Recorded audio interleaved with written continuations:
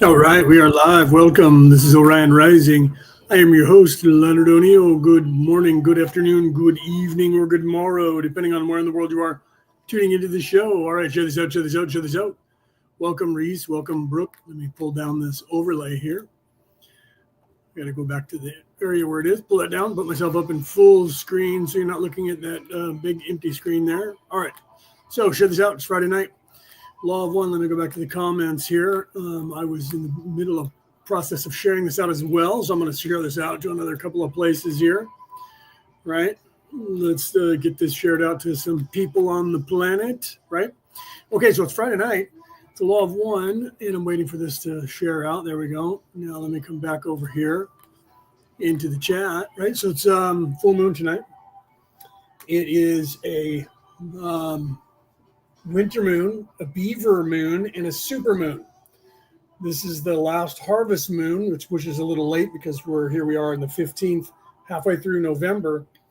Usually the harvest moon is in October, the last harvest moon. So technically this is the last harvest moon. It's the last super moon for the year.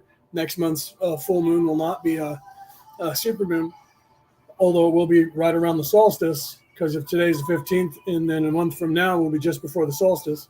Somewhere around the 15th, 16th, probably 16th or 17th will be the full moon just before the solstice. So that's kind of cool, but it won't be a super moon. So it's a beaver moon, a winter moon, and it was called the beaver moon because people in the northern hemisphere of the planet named it that because this is when the beavers build their dams so that they have the little house to hide in and to sleep in for the winter. And everybody, of course, all the animals are getting everything ready and planting food or burying food and stocking up, and the people would then go out and try to get as many beaver pelts as they could from the beavers before the beavers went into hibernation, and of course they were stocking up as well and getting all the produce gourds and things like that they were growing, and getting as much meat as they could have to freeze for the winter themselves. So the last harvest moon would have been normally, because the harvest is the 31st of October, traditionally in European and American lore, that was when the bonfires, which we get the word bonfire from, comes from bonfire, and that would be them sacrificing animals to cook, and then they would throw their bones on the fire. And they would have a big festival and a party and stuff. That's why you have Oktoberfest. Starts in September and goes into October, second week of October. And then the harvest is right after that. So everybody gets together and parties and swaps stuff and stories and gets ready for, this is over in Europe, of course, the Oktoberfest. And then gets ready for the harvest, the last harvest. And then they all basically hunker down for the winter to survive the cold, as things get a lot colder and ice and snow and all of that sets in. Okay, Peter, welcome, brother. Like I said, share this out. If you don't say hi or anything in the chat, I don't want to hear.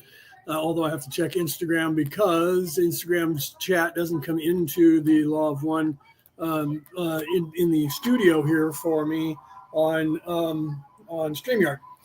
Okay, so I backed up a few questions. We were down to, or up to question 20 or so, I think, close to that. We had about 7.5 minutes left of the session. I backed up to, let me look here, about 12 minutes, I think. Yeah, 12 minutes and 20 seconds. I backed up because of what we're talking about. I figured that it would be better to do that, to back up a little bit, right? Brooke said I had the best sunrise. Let me put my glasses on so I can see what you're saying. I had the best sunrise meditation this morning. I'll put it up on the screen for those of you who have the visual that you can read it. For those of you in the MP3 broadcast, you can't see that's why I'll read it to you. She said I had the best sunrise meditation this morning with the collective group meditation across the coast. Hundreds all focusing on earth care. Dug my hands and feet into the sand and connected and activated my root chakra and saw some amazing symbols. That's kind of cool. It's really cool, as a matter of fact, right? So, Chandra, thank you. Tag those people. Get them all in here. Where are they? Right. Get people in here. Hi, by the way. Hi, Chandra. So Yeah, so I backed up a few questions because Dawn was asking Raw about they were talking about prophecy and wanderers coming in, and this is in 1981. Remember, I just bit my lip. I have big incisors that I have to have shaved down all the time because I have like vampire fangs with my incisors, and I'm always biting the inside of my mouth and my lips. I just bit my bottom lip with my top incisor while I was talking. So I hate when that happens, especially if I bite a hole through it. I bit a hole through it last week, a week ago tomorrow. I bit a hole through this lip, and so it's a little puffy, so it gets in the way. And you know how you bite it once, you end up biting it over and over? I just did that. Okay, so Raw was talking about prophecy and wanderers picking up on prophecy and talking about that, because back in 1981, prophecy was a lot bigger than it is today. People were really obsessed in the 70s and the 80s and going into the 90s with prophecy. Those of us who were in the think tanks and teaching spirituality, we started pulling back on that and telling people that they should pull back on the prophecy because people were prophesying about doom and gloom and the end of the world. And the reason for that was that evil people want the world to end. They want the Third World War. They want to have as many people die on the planet as they can because everybody's waking up. So they're desperate even today to get people's interest in that. And that's what was happening. And when you look at the future, you see the anyone who looks into the future sees, and whether they're aware of it or not, they see the most probable outcomes because the future is not written fully, so it's very emotional. That's why Yoda said that to Luke. Seeing the future is difficult because it's emotion. That's why they put that into that book and that movie, because of that very nature of looking into the future. That's why the Hopis in the Anasazi in the Four Corners here in the United States foretold about the future, the Hopi rock legend, where they show that there's two predictive futures for the human race that split at a certain time and move off into two probable futures. They knew this, and 10,000 years ago, they drew this on these rocks. Said it's not really been confirmed 10,000 years ago, thousands of years ago, and many thousands of years ago. That's why people think it's about 10,000 years ago, right after the Ice Age ended and people came back out onto the plains of the United States when the ice rescinded up to the north. And those two probabilities of the Earth, they started talking about that they really only started talking about it about 20 years ago, and they just started talking about it about 20 years ago. They really started coming out with everything that they knew. The Native Americans and the natives to the North American continent, and the natives in Australia and around the world started really coming out about 5 years ago, talking about what they knew. They were quiet about it as well. And when asked, that was the reason, because evil people want to propagate lower population. They've been trying to lower the population of this earth for generations because they don't like unruly people like myself and wanderers who can resist their mind control. They don't like that. And so they've tried to murder us. And if that doesn't work, then they have to shut us up somehow. And these days they cancel us on the internet to stop us from speaking to people and saying what's going on. By controlling these sites as much as they can. In the old days, they would murder you because nobody would notice. It wasn't like now where if you go missing, now if I go missing, people are going to go, where's Leo? He's normally live right now. And then people are going to start wondering what happened. You know what I mean? And then if something does happen to me, my family can post it on the internet and go, yeah, these guys just murdered my brother or my whatever relative. And then people start questioning that more because we have this instant access to the world's knowledge. So because of that, there's so much misinformation out there that they're propagating doom and gloom because they know the same thing that most of us know. in that whatever the most people think of is what comes into being. It becomes manifest by proxy because of the collective. So not too long after Ra was talking about prophecy, and Ra wasn't propagating any prophecy, just talking about it in this session.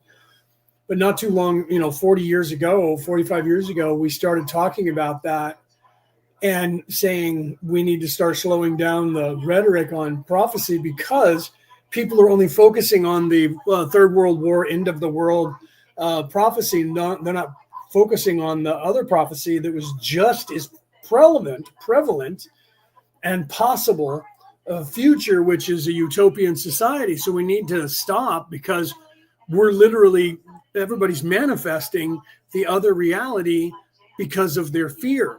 That's why the controllers of this planet, those people who think they own it, that's why they take control of everything and try to propagate fear. Hi, Denise, welcome. That's why they're trying to keep you living in fear at all times because I didn't see Rick there. So hi, Rick, if you're here. I see that Denise said hi, Rick. So there you are right above her saying hi, right? Okay, so and then we have Green Eggs. I like that name. That's funny. Green Eggs is over on YouTube. And he's asking, what happened to Omar's channel? I have no idea what happened to Omar's channel.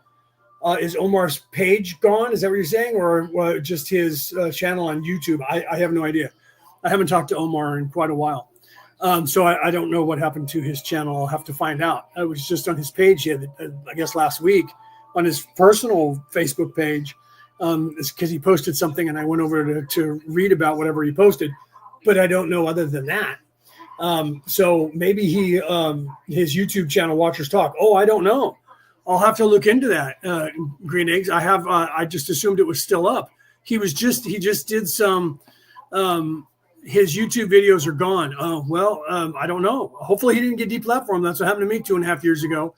And then you can see that my YouTube channel is under my name. It used to be Orion Rising, and they deleted more than 500 episodes of my show. So it's possible. I'll have to contact him, see if his Facebook page is still up, or I will after the show, and I'll see what happened. Maybe he shut it down himself, or who knows? He talks about some highly volatile stuff. Maybe they deplatformed him. I don't know. I'll have to find out. But I know that he just did some show with Portal to Ascension where he was supposed to be speaking. I didn't watch the episode, but I saw him advertising that he was going to be on there talking, and it was supposed to be in October. I just assumed that he was there. So I would think that he would post his own stuff on his channel, but I haven't checked his YouTube channel for quite a while. I've been too busy teaching to be watching other people's stuff. Hi, Cassie. So yeah, let me know what you find out, bro. I'll look into it too after the show. I'll find out, see what's going on with Omar. He's been deplatformed from a lot of places. That happens sometimes these days. And because we just had an election here in the United States, posting anything about the election here in the United States, if you were not a Democrat, you got put in jail and threatened going up to the election, and things have backed off a little bit because the election is now 2 weeks over, almost 2.5 weeks now over. So it's a little bit. I was in jail on Facebook for a month. I couldn't post anything. I couldn't even make a comment. Like if you posted something on Facebook, I could hit like, but I couldn't say, "Hey, great post." Nothing. I could not type in anything, and that was over me making the comment or sharing a video from a woman who was in one of the states that was hit by that Hurricane Milton, North Carolina, I think she was where she was, and she was claiming that the FEMA was ignoring people who were Trump supporters and not giving assistance to them, but giving assistance to illegals that were here. And they said that I was misinformation, and they put me in Facebook jail for a month, and I couldn't post anything. And then right when I was let out of Facebook jail, like the next day, it was on the regular news, all over the news, because someone said that the next hurricane that hit Florida, a woman who was working for FEMA directed her employees for FEMA to ignore Trump supporters' houses if they had signs up that supported Trump.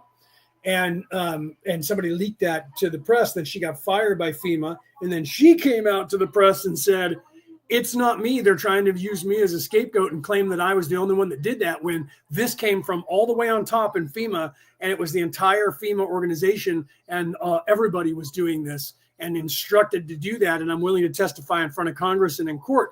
So what I was put in jail for was in fact, and now, and a federal investigation by the federal government of the United States of America, true.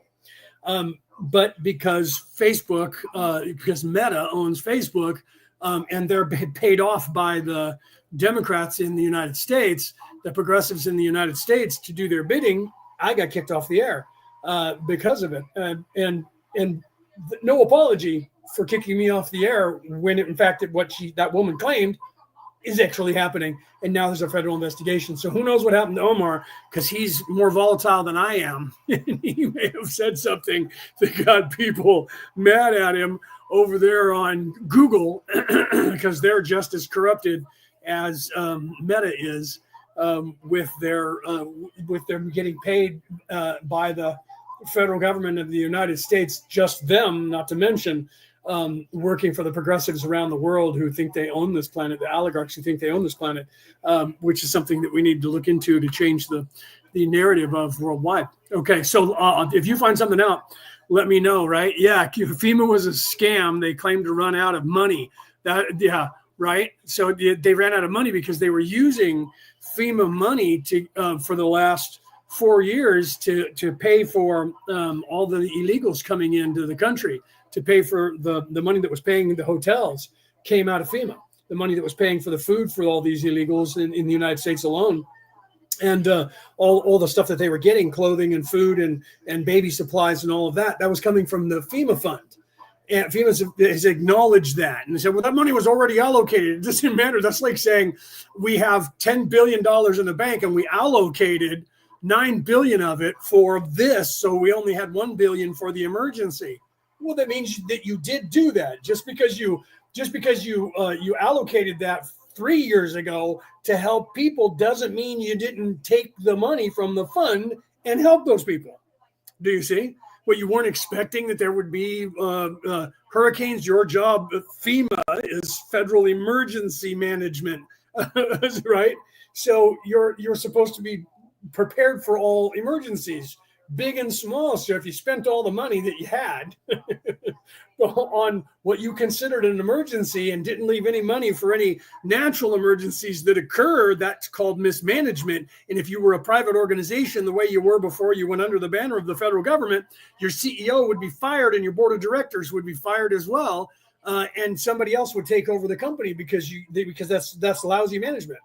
If I did that as a retail manager, I would be fired. That's a completely misappropriation of funds and not planning ahead. That's your job. One job you have is to have money to help people out, not spend it all on this group and not get any more money to do so. You have a budget, and if you didn't budget for those people, you should have went back to the government and said, we need a larger budget. And if the government failed you, then you need to tell the world that, and the government people that are in there who voted not to give them money need to be kicked out and thrown out in the next election. Because that means that those people they weren't doing their jobs and saying, well, if we spend all that money on that, what are we going to do if there's another natural emergency? And so somebody dropped the ball somewhere, and everybody's pointing the fingers at one another because they're both under the banner of the federal government of the United States. So because they're both regulated by the federal government of the United States, everybody's going, we don't know where the money went. We have no idea. And the truth is, it went to line some people's pockets. And there has to be oversight. And when people find that oversight, then they get paid off or bought off. And so we need to fix all that crazy bureaucratic crap. Okay. So actually, Peter, that's not true. Peter said Elon Musk is buying Fox. He put in a bid of 9.2 billion. Fox is actually worth more like $900 billion or $9 trillion. It's worth a lot more than that. Their lawsuit that got Tucker Carlson fired was $100 billion. So he wouldn't be putting in a bid for $9 billion for a company that had to pay out $100 billion to a company that sued them because Fox and Tucker Carlson was reporting that they cheated in the election. So they actually only had to pay out, instead of the $100 billion, they had to pay out, I think it was 900 million or something like that, because they said, if you fire Tucker Carlson, we'll settle for a smaller amount. So I looked into that because you had posted that video. I looked into that, and I would love that he bought out Rupert Murdoch, but he's not buying any news agency. He's joked about buying CNN. If you were going to buy a news agency and you were as rich as Elon Musk, you wouldn't go after Fox, which is currently the most popular news agency in the United States, national news agency, international news agency, and has the highest ratings. You would go after somebody like MSNBC or CNN, because they only have, at the 8 o'clock hour, CNN only has about 480,000 Americans watching it, and MSNBC has less than that, whereas Fox has like 30 or 40 million people watching between the hours of 6 p.m. East Coast time and 10 p.m. East Coast time, or 11 p.m. East Coast time. So you wouldn't want him to buy Fox. There's no reason to mess with Fox. If he were like he bought Twitter, if he wanted to buy somebody to add to the freedom of speech, he would go after CNN or MSNBC, because then he would be able to do like he did with Twitter and flip it to make sure that there's more than one agency out there in the world that is more fair and balanced. I hate to use that term because I think that's Fox's motto, fair and balanced. I think that's their motto. So don't get me wrong. I'm not a mouthpiece for Fox. I'm just saying that right now would not be conducive for anybody, including Rupert Murdoch, to ever sell for $9 billion is nothing. He bought Twitter for 48 billion or some craziness, right? So, okay. Sherry, welcome. Joanne, welcome. I didn't say hi to you guys when you popped in. All right, so Raw is talking about, let me get off politics. I apologize for those of you who are like, oh my God, he's talking politics, which is the religion of evil, so you guys should know about that. So Raw is talking to Dawn about prophecy. That's how I got on to the politics, because the evil people are trying to propagate the doom and gloom end of the planet prophecy. And we kind of stifled that and stopped talking. That's why you don't hear a lot about prophecy anymore specifically in the last 25 years to 30 years because of that. And then he's going on because Dawn is about to ask him the question. I rewound for those of you who were here last week, at the end of last week, so you're going to hear like 4 questions you already heard. But I rewound to this point because here's where Raw's talking about the time differential between being outside of time and trying to calculate time here, and why wanderers are here and how they can affect and do affect the entire vibration of everybody. So let me go ahead and start, and you'll see what I'm talking about. And we'll get into this here because I wanted to back up to this for those of you who might have popped in this week that weren't here last week, because this is actually really pertinent information, and you'll see as we go. So let me do a sound check. I'll start the law of one here, and then you guys let me know if you can hear it okay. I'll make sure that the sound is up a little bit, and then we'll go from there, okay? 65.10 Questioner. So we have the distinct possibility of 2 different types of catalyst creating an atmosphere of seeking that is greater than that which we experience at present. There will be much confusion, especially in the scenario of Earth changes, simply because there have been many predictions of these changes by many groups giving various and sundry reasons for the changes. Can you comment on the effectiveness of this type of catalyst and the rather wide pre-knowledge of the coming changes, but also the rather wide variation in, shall I say, explanation for these changes? Ra. I am Ra. Given the amount of strength of the possibility/probability vortex which posits the expression by the planet itself of the difficult birthing of the planetary self into 4th density, it would be greatly surprising were not many which have some access to space/time able to perceive this vortex. Thank you. I was sitting there looking and like, nobody's telling me they can hear it. I was like, hopefully you guys can hear it. Okay, good. Let's continue. The amount of this cold cereal in the grocery, to use our previous analogy, is disproportionately large. Each which prophesies does so from an unique level, position, or vibratory configuration. Thus biases and distortions will accompany much prophecy. 65.11 Questioner. Well, this entire scenario over the next, shall I say, 20 years seems to be aimed at producing an increase in seeking and an increase in the awareness of the natural creation, but also a terrific amount of confusion. Was it the pre-incarnative objective of many of the wanderers to attempt to reduce this confusion? Ra, I am Ra. It was the aim of Wanderers to serve the entities of this planet in whatever way was requested, and it was also the aim of Wanderers that their vibratory patterns might lighten the planetary vibration as a whole, thus ameliorating the effects of planetary disharmony and palliating any results of this disharmony. Specific intentions such as aiding in a situation not yet manifest are not the aim of Wanderers. Okay, so this is why right here is another reason why I overwound it, because of what Raw is saying there. So wanderers that are coming through are not coming through to aid everybody on this planet in a way that the planet is not ready for. Wanderers who are coming through agreeing to only help these people with what the people want and what they're ready for. So wanderers aren't here changing things against people's will. Okay. So that's why sometimes when we say things, there's things that we can't say, even though we know the answer, especially those of us who are completely unveiled, because the planet may be going in that direction, but they're not ready for that information yet. And that's why you see people like, if you were in the group a year ago or so, Drumvalo Melchizedek back in 2012 was talking, and he stopped and couldn't speak what he wanted to say. And then his guides, he listened for a second. He said, "Oh, something needs to happen before I can tell you that answer." I've done the exact same thing. And a lot of other psychics and mediums who are speaking or people that are awake who are speaking have done the same thing, because we know answers to things, but we can only give the information that the collective consciousness is ready for, or go down the direction that the collective consciousness of the people want. So when wanderers are here, we're not fixing things against everybody's will. We're only fixing things that they're wanting to be fixed. So the reason that we're able to do what we're doing is not because we're controlling people and forcing them to go down a certain road. It's because the collective consciousness is naturally going in that direction. And so we're just aiding them where we can, but we can't get ahead of the people who are indigenous to here. And this is what Ra's talking about here. So we have to stay within the bounds of what you guys, if you watch Star Trek and any of the Star Trek series, is the prime directive. And the prime directive is part of the law of one, is the law of free will. We can't usurp that.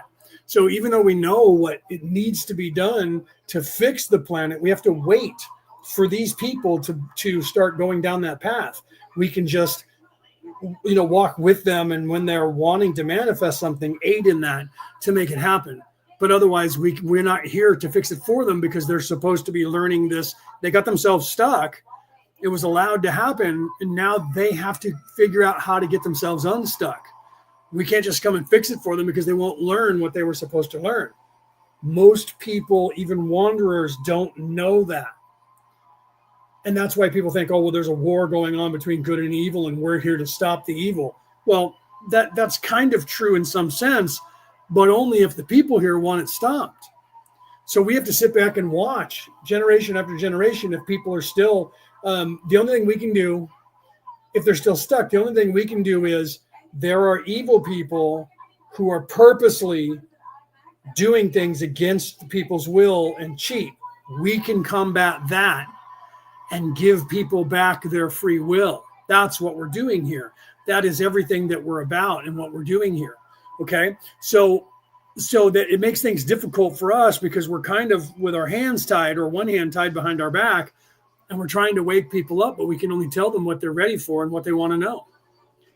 Right. So even though I know a lot more, I can't tell everybody. I can tell individuals more, because an individual could be more ready for something than the collective. So when I talk about online, live like this, can only be the information that in general the entire population can hear. Even though there's a good portion of the population that's asleep and has no idea that any of this means anything, and they think I'm crazy, they're going to turn me off anyways. So the people that are going to continue listening are the ones who are ready for the information that I can tell you. But independently, individually, and a lot of you in this audience know that, because you have worked with me in the past, or you work with me now. If you ask me a question when we're one-on-one on the phone or otherwise, I can give you far more information, because you're asking about it and you're ready for it. But if you ask me that exact same question on air, I have to change what I can answer because I can answer the group that's in the chat, but that also, whatever I'm saying is going out to the entire planet. So I have to word things in a way, and sometimes I tell you that I can't give you this information right now, and I'll say things like you should talk, contact me and we can talk more, because then I can give you more information when that happens, right? Daniel, what is that? Graybill? Daniel Graybill, welcome. Daniel Graybill is over on YouTube. If you guys are on YouTube, share this out, please, on YouTube. I'm also live on Instagram. I don't know if anybody is over there because that doesn't filter in here. So if anybody's on Instagram and you say hello to me over there, I won't know it until I check, okay? All right, so let's go ahead and continue with Ra, and we're on question, I think, 10, and then we might be on to 11 right now, but I think we're still on his answer on 10, or their answer on 10. Light and love go where they are sought and needed, and their direction is not planned aforetimes. 65.12 Questioner. Then each of the wanderers here acts as a function of the biases he has developed in any way he sees fit to communicate or simply be in his polarity to aid the total consciousness of the planet. Is there any, shall I say, more physical way that he aids? In what I mean is, do the vibrations somehow add, just as electrical polarity or charging a battery or something? Hi, Penny. I didn't say hi. I apologize for that. All right, let's continue. Does that also aid the planet, just the physical presence of the wanderers? Ra, I am Ra. This is correct, and the mechanism is precisely as you state. We intended this meaning in the second portion of our previous answer. You may, at this time, note that as with any entities, each wanderer has its unique abilities, biases, and specialties, so that from each portion of each density represented among the wanderers comes an array of pre-incarnative talents which then may be expressed upon this plane which you now experience, so that each wanderer, in offering itself before incarnation, has some special service to offer in addition to the doubling effect of planetary love and light, and the basic function of serving as beacon or shepherd. Thus there are those of fifth density whose abilities to express wisdom are great. There are fourth and sixth density wanderers whose ability to serve as, shall we say, passive radiators or broadcasters of love and love/light are immense. There are many others whose talents brought into this density are quite varied. Thus wanderers have three basic functions once the forgetting is penetrated, the first two being basic, the tertiary one being unique to that particular mind/body/spirit complex.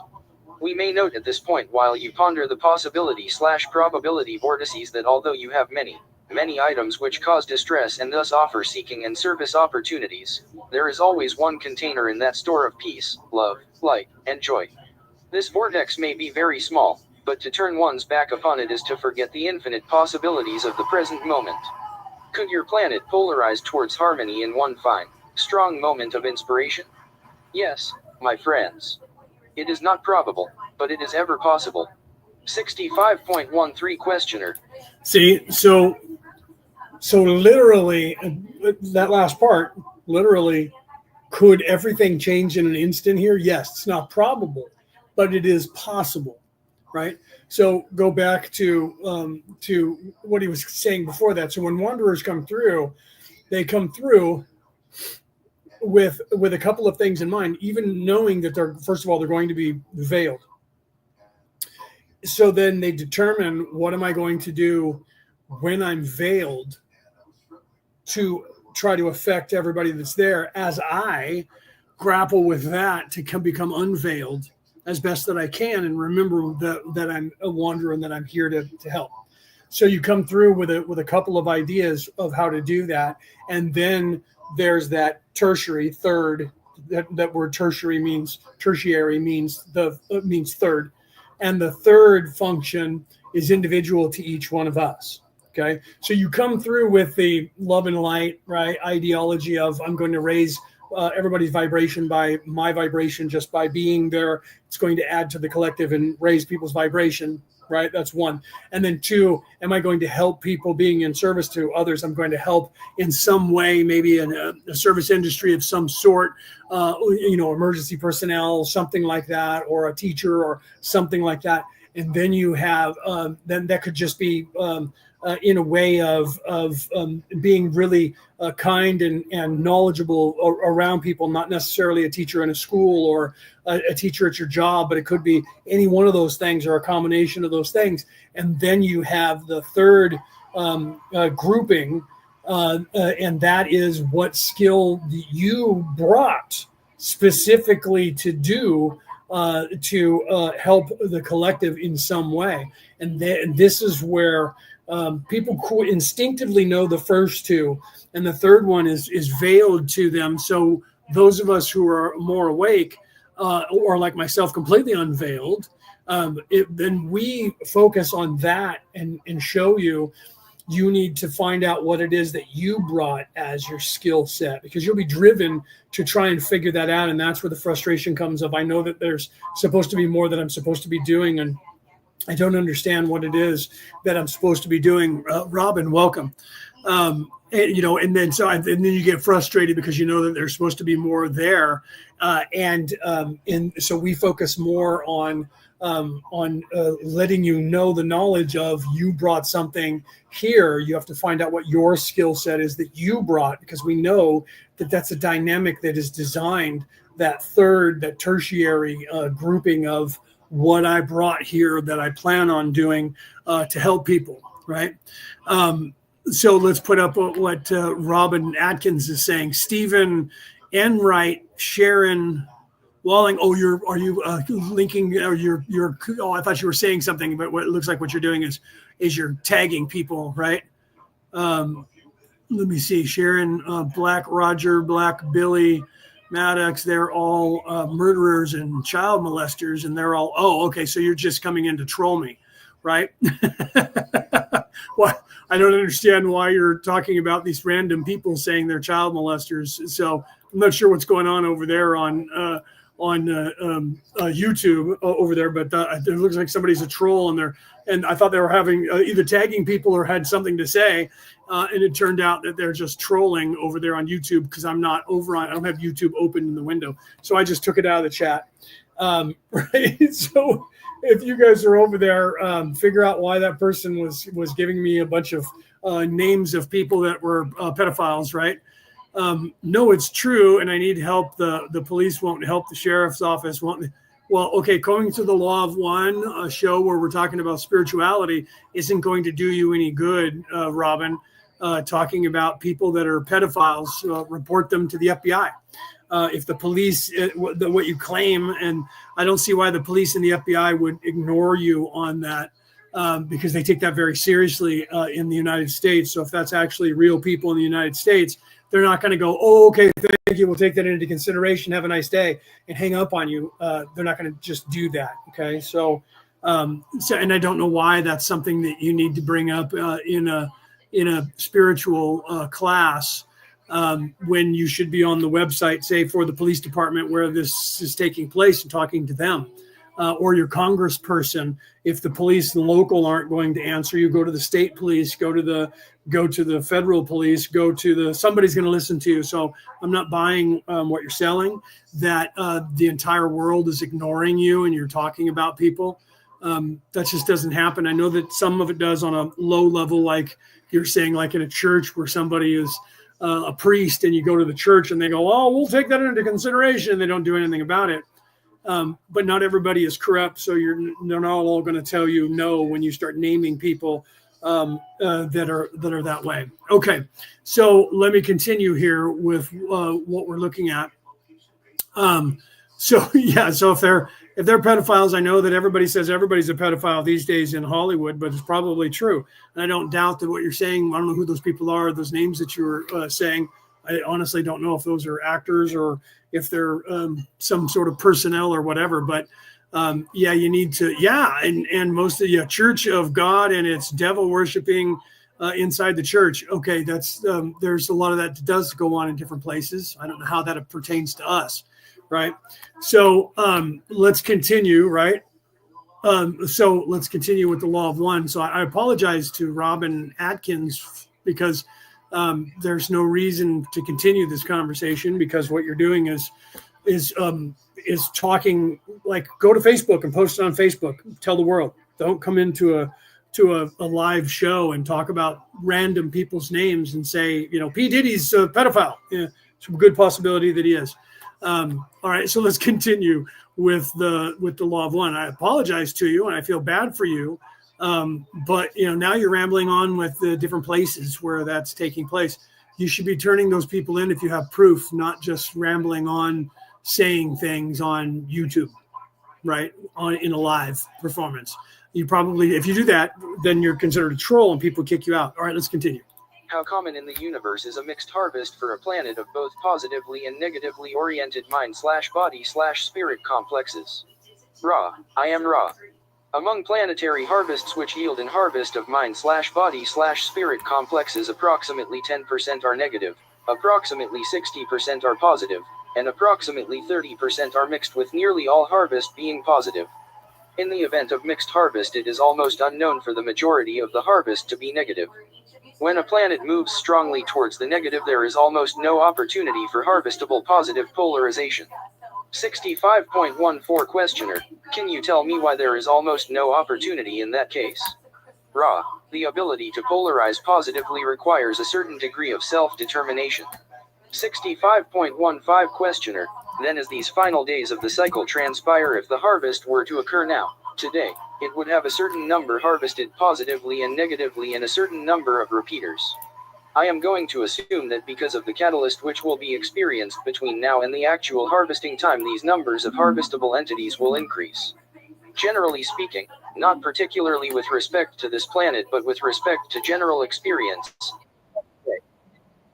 How big an increase in harvestable entities can you logically assume will occur because of the catalyst that occurs in the final period, such as this one? Or am I making a mistake in assuming that other planets have added catalyst at the end of a harvesting period when they have a mixed harvest? Ra. I am Ra.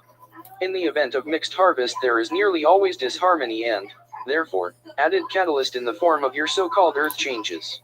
In this assumption you are correct. It is the Confederation's desire to serve those who may indeed seek more intensely because of this added catalyst. We do not choose to attempt to project the success of added numbers to the harvest, for this would not be appropriate. We are servants. If we are called, we shall serve with all our strength. To count the numbers is without virtue. 65.1. Right. Yeah, right. I agree, Penny. So I logged on over there. If that continues, I'm going to kick that person out. Right. So I opened up a window so that I could see over there. And if that continues, then that, unfortunately, I'm going to kick Robin out.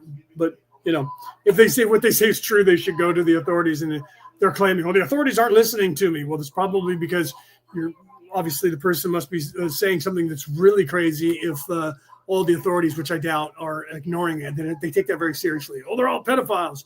Now, if I went to the authorities and said, Tom Hanks is a pedophile, they're going to go, oh, okay, thank you, sir.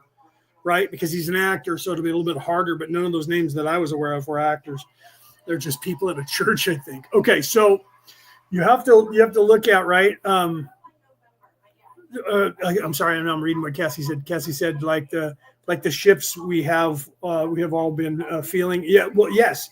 And that's why I rewound to this part. I wanted to make sure we got to this with that buildup. So I know it took a little bit longer for me to start. We're 45 minutes in, but I wanted to.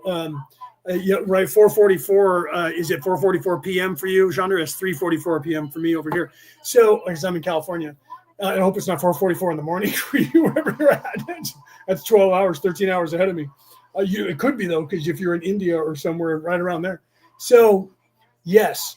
So the whole point is that, and this is what they know too, and this is why I was prefacing it with them trying to propagate the negative. So let me rewind that just a little bit right there, and you can hear him say that again. So so evil people, or people that are self-serving, they're aware of it, and they're trying to use these potentiation catalysts that might pop up for their advantage, and that's what all of this stuff is. So let me play it one more time, and then we'll continue. Because yes, what's happening is now the very thing that Ra's talking about. That's why I want to back up about 15 or 20 seconds here, so that we can play that. So yeah, the catalyst that Ra was talking about. Yes. So let me back it up, Cassie, right here, just a few seconds back here, about maybe a minute. I think I did about 30 seconds to a minute here, and then play that one more time, because that's exactly what Ra is referring to in the explanation here. So let's continue here with this. I backed up about 30 seconds, I think. Not particularly with respect to this planet, but with respect to general experience. shall we say, in harvesting. How big an increase in harvestable entities can you logically assume will occur because of the catalyst that occurs in the final period such as this one? Or am I making a mistake in assuming that other planets have added catalyst at the end of a harvesting period when they have a mixed harvest? Ra, I am Ra. In the event of mixed harvest there is nearly always disharmony and, therefore, added catalyst in the form of your so-called earth changes. In this assumption you are correct. It is the Confederation's desire to serve those who may indeed seek more intensely because of this added catalyst. We do not choose to attempt to project the success of added numbers to the harvest, for this would not be appropriate. We are servants. If we are called, we shall serve with all our strength. To count the numbers is without virtue. 65.16 question. Okay, so see this. So literally, when you get to towards the end of a harvest, and we're long since past due for a harvest, then you have the potentiation for these significant jumps, and that's why you see things like 2000, 2012, 2016, 2020, now 2024. You're going to see 2026, 28, 30. And then going forward, you're going to see significant jumps and changes in the landscape. If you look at the landscape of the planet just since COVID, since 2019, 2020, 2021, going into 2022, with all the lockdowns and the draconian measures that have been attempted to be implemented worldwide, that potentiation and their action trying to lock everything down and force people to get the vaccines and all of the things that they were doing, trying to create all that fear, has now had a backlash where 12 countries in Europe have voted their progressives out of the countries. Okay, they've changed the landscaping of Europe because of this, because of the pushback towards them. America just did the same thing. When you consider in the election in 2020, Joe Biden won by 13 million people over Donald Trump. Donald Trump got only like 2 or 3 million more votes than he got last time, yet he won by 7.5 million votes. Okay, so more people voted for Donald Trump in this election nationwide, not just for Donald Trump, but also for Republicans in the House and the Senate, because the Democrats in the beginning of 2020 had the presidency and the House and the Senate. Okay, and then it went to a split in the House, and that was where Kamala Harris had to be the deciding factor, because the vice president becomes the deciding factor if there's a split in the vote in the House. And then the Republicans. So there's been a shift since 2020, going 2021, 22, 23, where it's been shifting away from this progressive ideology. You literally have the Democratic Party running away from, most of them running away from that crazy progressive party and saying we've been held hostage by this less than 10% of the party, and we need to stop. So there's a lot of remaking of the Democratic Party that has started to happen in the last 2 weeks, and that will continue until the next election cycle. They'll have to figure out where they are again so that they can start winning elections again, to start trying to pull people a vote back away from the Republicans, because if they don't, then the Republicans will win the presidency. Whoever runs next term in 2028, the Republicans will win again, and then quite possibly the election after that. The Democrats are aware of that dynamic, so now they're going to scramble to try and reinvent themselves in a way that's going to sell to the population, so that they don't lose control for 12 years or longer for the House, the Senate, and the presidency. So they have to, or they won't have any power again. So they have to hope that they can fix it in the next 4 years, so that they can take back control of one or two or all of those bodies in this country. They're also going to do that all around the world as well. So you'll see that a lot of that's going to be happening around the world. Okay, so you have to realize that there is this potentiation, and most of the politicians aren't aware of it, but the people behind the scenes that are awake enough in service to self side, they're aware of these little what do you want to call it, a energy pocket or a glitch in the matrix that is a potentiation because of where we are in the development to where you can jump ahead. And they tried to use one of those in 2019 to take control of the world. And in 2022, people started pushing back against that. And then they tried as hard as they could to stifle everybody and stop anybody from any dissenting point of view from any platform on the social media. And then they started attacking with lawfare their enemies and taking them to court and trying to put them all in jail. And that backfired on them in a way that they were unaware of because they're hooperous, because they still won't admit that they've done anything wrong because they're in service to self. You see most of them still saying it was just a messaging problem and had nothing to do with our policies. Our policies are sound and Americans would love them. We just didn't get the message out right. Instead of saying we screwed up everything and taking credit for their mistake, they're doubling down and tripling down and going, no, everybody wants what we're selling. We just didn't tell them the right way. And that was at the end of the election cycle here in the United States.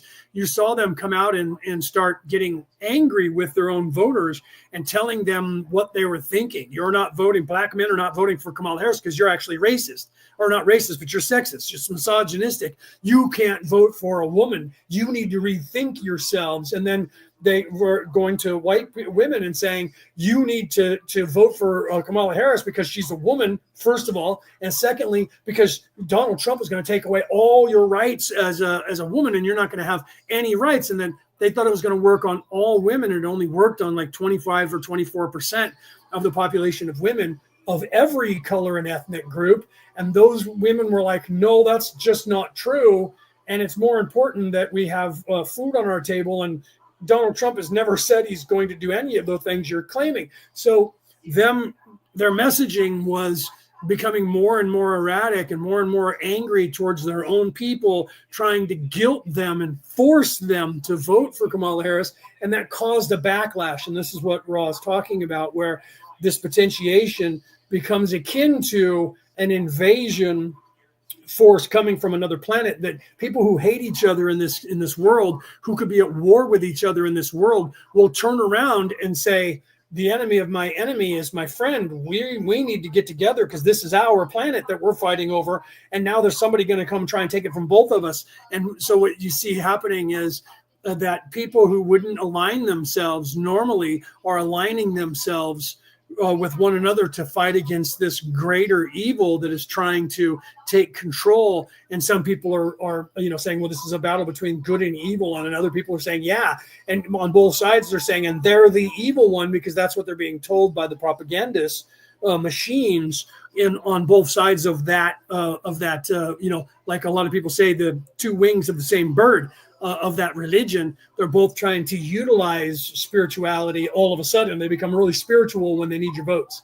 And before that, they're trying to get rid of religion and spirituality. And then when it's an election cycle, all of a sudden they all start crossing themselves and wearing crosses and just saying and having pictures of them going to church, which they never do any other time except for when there's an election cycle, right? So you have to realize that they're aware of it, and most normal people are not. So people of a higher vibration on both sides are aware of these potentiation of these energy bubbles to use them and for their own good. But people who are in service to others will not. They'll just allow them naturally to happen, whereas people that are in service to self seek those out and try to use everything that they can use to their advantage.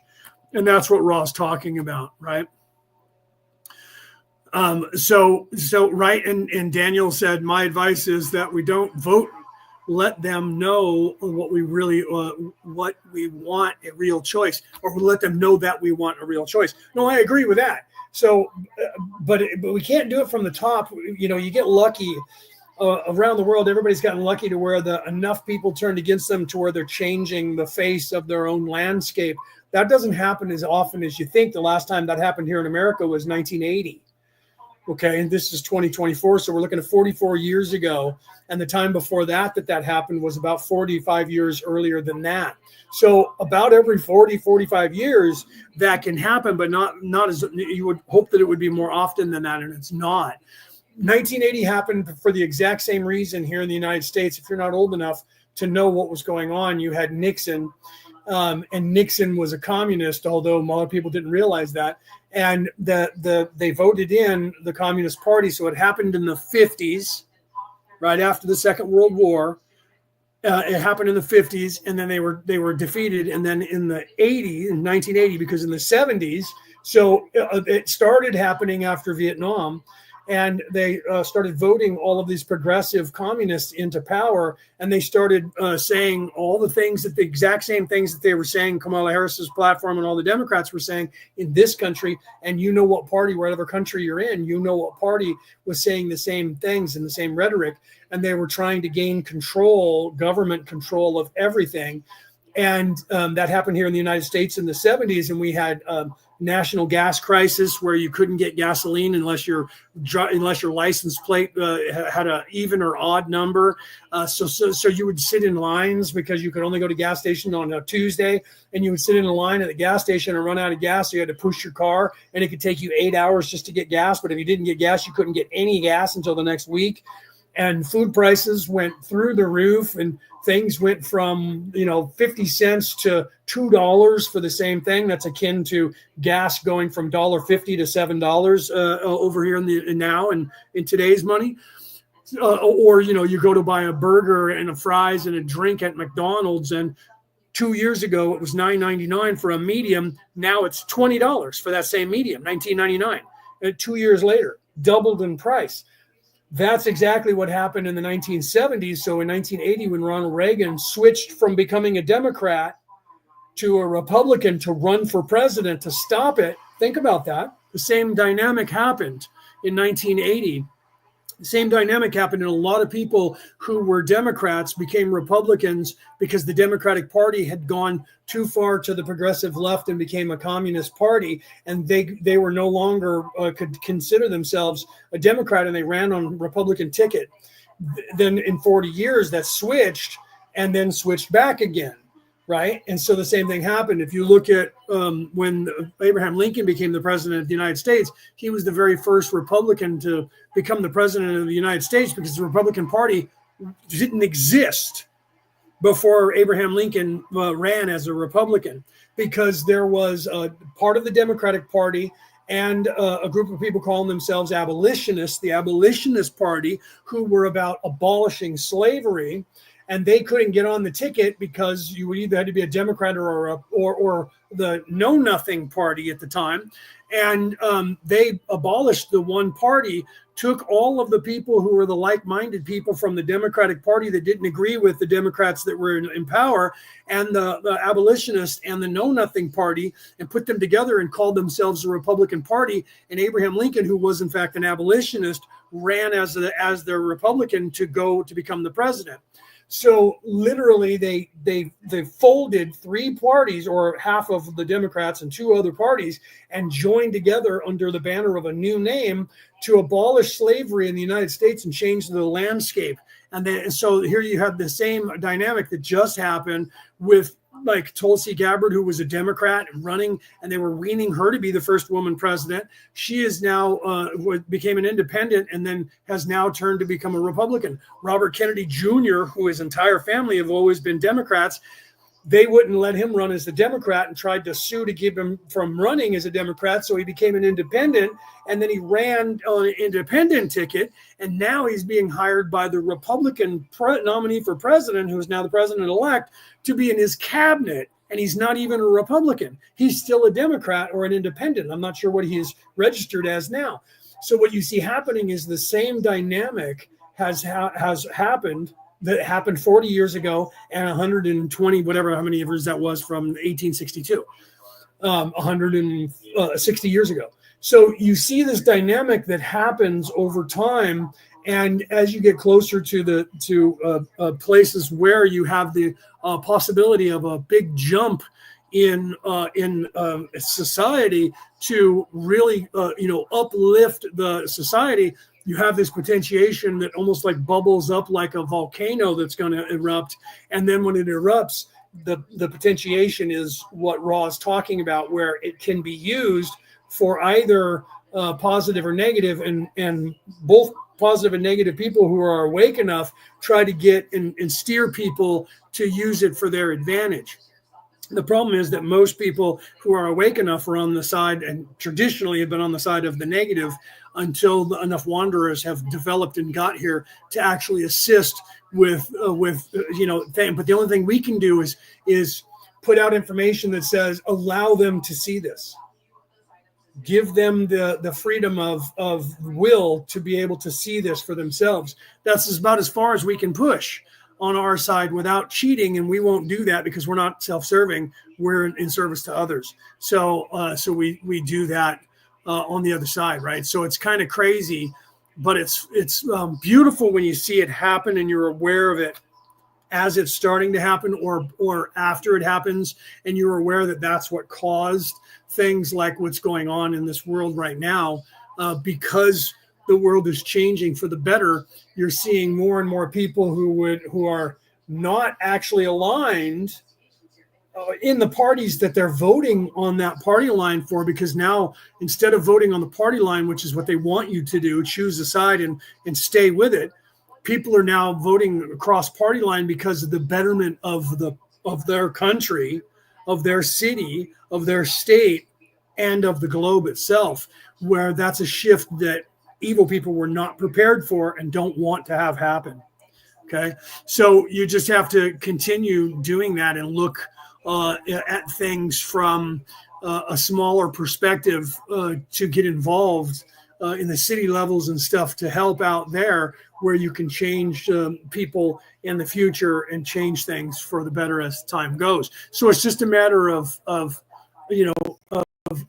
making your choice, and then not trying to force anybody else to choose, because if you try to force somebody, then you get the pushback. So you have to. That's why when those of us who are awake enough, that's why our affirmation is always allow them to see this, allow them to become aware that they have this choice, allow them to notice what's happening, because that is giving them their free will, and the universe itself will act more on that, because I'm not trying to sway anybody. I'm putting out to the universe, let them see.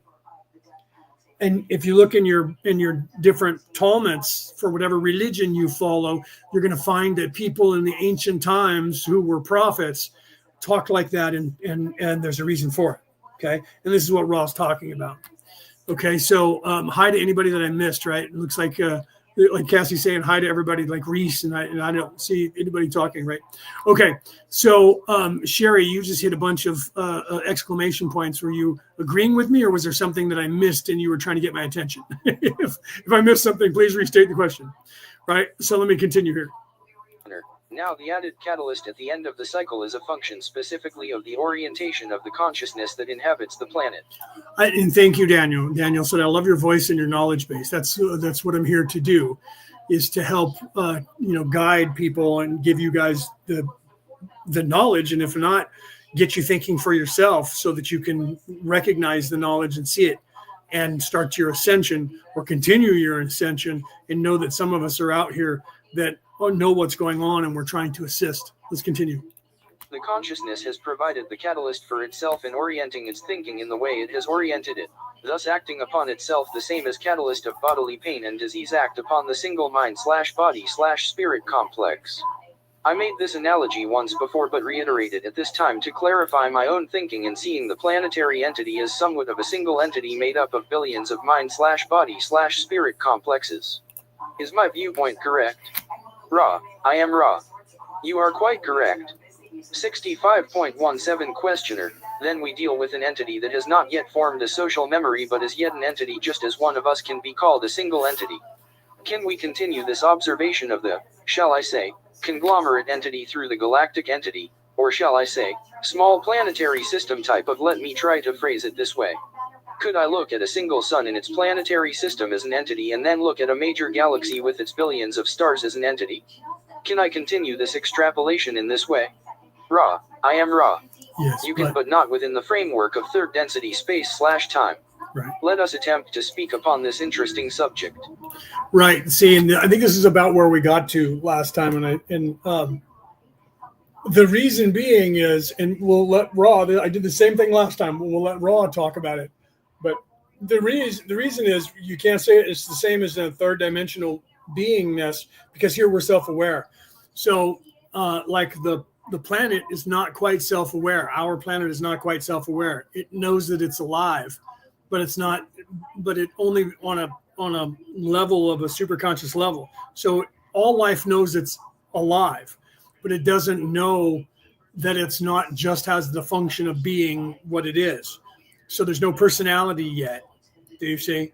So the Earth is confused right now and doesn't understand what's going on because the vibration doesn't fit right. So, but it's not self-aware to where it's thinking like we do. We try to superimpose overall things in a way that we assume that everything is sentient, and it's not. But animals are, and they are to some degree, but their self-awareness isn't as developed and as acute as ours. But what we tend to think of them as if they are, and that's not wrong because we're assisting them. By doing so, we treat animals as if they are as self-aware as we are. We talk to them, we give them a name, a personality, and we talk to them and treat them as if they're no different than humans, plants, and everything else. By doing that, that actually assists them into developing a personality. So it's actually vital that we do it, right? It's vital that we do it, but then people look at things that are inanimate in the sense that they look at a rock and go, well, that rock is not alive. Well, the rock is alive, no different than a tree. It's alive, no different than the wind. The wind is alive because it's life. But their ability for self-awareness is not developed yet because it's not supposed to be, because their function isn't to be there yet because they're a first dimensional being, not a second dimensional being. So the potentiation is not there for them to be self-aware. Whereas a second dimensional being, that's something that has motion of some sort, is that's where they're supposed to develop that personality, right? So that confuses people, but it's not wrong. So we never correct anybody because that's how we develop. We were there once. All of us, we were something: cat, dog, fish, tree, plant, bird, snake, deer, bear. We were Bigfoot. We were there, and then developed a personality and became self-aware. And then on this particular planet, you're born a human or a dolphin or a whale or a couple of other species that people don't want to know about because it freaks them out. Okay, let's continue. Oops, I thought I hit play and I didn't. In your space/time, you and your peoples are the parents of that which is in the womb. The Earth, as you call it, is ready to be born, and the delivery is not going smoothly. When this entity has become born, it will be instinct with the social memory complex of its parents, which have become fourth density positive. In this density there is a broader view. You may begin to see your relationship to the logos or sun with which you are most intimately associated. This is not the relationship of parent to child, but of creator, that is logos, to creator, that is the mind/body/spirit complex, as logos. When this realization occurs, you may then widen the field of eyeshot, if you will, infinitely recognizing parts of the logos throughout the one infinite creation and feeling, with the roots of mind informing the intuition, the parents aiding their planets in evolution and reaches vast and unknown in the creation, for this process occurs many, many times in the evolution of the creation as a whole. 65.18 Questioner, the wanderer goes through the forgetting process. You mentioned that those who have both third and fourth density bodies activated now do not have the forgetting that the wanderer has. I was just wondering if, say, a sixth density wanderer were here with a third density body activated, would he have gone through a forgetting that was in sections, shall I say, with the forgetting of fourth, fifth, and sixth densities? And if he were to have his fourth density body activated, he would have a partial additional memory, and then another partial if his fifth were activated, and then the full memory if he had the sixth activated? Does this make any sense? Ra, I am Ra. No. 65.19 questioner, chuckles, thank you. Right. That's because he's asking for too much. And in the process, he's trying to understand the process of how that works. And it doesn't work that way, where if you come from a sixth density and you come down here, you don't just, you're not just fully awake. You're veiled. But you don't open up in sections. That's why he was like, no, he didn't explain. So when you become unveiled, you become unveiled. Okay, there's only one unveiling. It's not in sections to where you have to unveil your fourth dimensional body to unveil your fifth, because you're not actually unveiling a body. Dawn is thinking physicality, flesh, avatar, right? So when you become unveiled, you're not unveiling a physical body, you're unveiling your spiritual body. And there's only one spiritual body. Okay? That's your light body, that's your beingness. It doesn't matter where your beingness resides, whether it's in the third dimensional avatar, a fourth dimensional avatar, a fifth dimensional avatar, or by the time you get into the sixth, you're just energy anyways. So as you become unveiled, you're unveiling up to the possibility and potentiation of the halfway through the sixth dimension, because that's where you're anchored for the lower dimensions. Okay? You're anchored in the sixth. That's halfway, roughly halfway. Halfway through the sixth is roughly halfway. Well, it's exactly halfway through the sixth, because it's 12 and then 13 is back to the one. Although people say there's 33 levels and 158,000 levels, and those are all sub levels. So like if you take an onion, it's one whole onion, but if you peel back every single layer of that onion, there's a trillion of those layers that keep growing, and from the inside out, it just keeps continuing to grow, and then the outsides come off and die away. As the onion gets older, there's more layers that are on it. That doesn't mean that those layers need to be unlocked all the way, because if you peel off all the layers, you get down to the center and there's nothing there anymore because you peel it all away. Do you see? So the unveiling is you can become partially unveiled to the understanding or understanding of what's going on in the third dimension, and that's as far as you will get if you've never been past here. You'll get this place and understanding or understanding of this place so that you can graduate and go to the next level.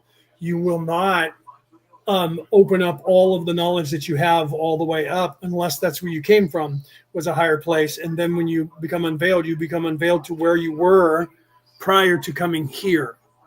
Unless you've decided for yourself, I don't want to remember that I came from the fifth or the sixth density. I only want to focus on the third. Then you're actually veiling yourself to make sure that you never learn that while you're down here in this lifetime.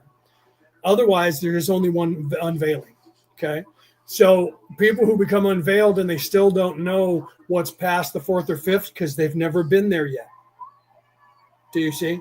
So people who are coming from a higher plane, they're going to remember more when they become unveiled. Okay. So,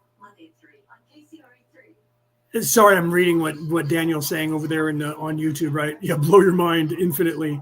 It feels that way. No, it does when you start to unveil. Just the concept of the universe itself will blow your mind. It'll freak you out. You'll just your brain will just explode. That's why when people say do psilocybin or ayahuasca or DMT and they're not having somebody trying to screw with them when they're doing it, and they're actually trying to expand their consciousness, then when they come back, they're usually like, whoa, dude, I saw God and it was crazy, because they've never done that before. And so it blows your mind, the concept of how big things are and the expansion. So just the expanding of your consciousness to the infinite is crazy. Infinite wisdom, again, is crazy. Infinite love is crazy. When you expand your consciousness to those actual, when you grasp those actual thoughts of what that entails, truly not just a theory, but when you actually grasp it, you're just like, whoa, because it expands your consciousness and pulls you to a higher place that's way outside of your comfort zone. So people are like, I want to be unveiled. You don't want to be unveiled all at once, unless you came here to do that. You don't want to be unveiled all at once, because it'll freak you out. because so much, you get inundated with so much information. I had problems as a child coping, not realizing how much it would affect me when I wasn't capable of turning off the expansion. And I tell people about that when you say you go to an auditorium where there's 20,000 people and you're in, and there's nobody, you don't see anybody there. Okay, you don't see anybody. As far as you know, you're alone in this auditorium, and then 20,000 people all start screaming at the top of their lungs, but not in an aggressive or a fearful way, just all of them just talking to you as loud as they can to get your attention all at once. And all you hear is that jumbled roar coming from everyone, and it won't stop. Imagine that.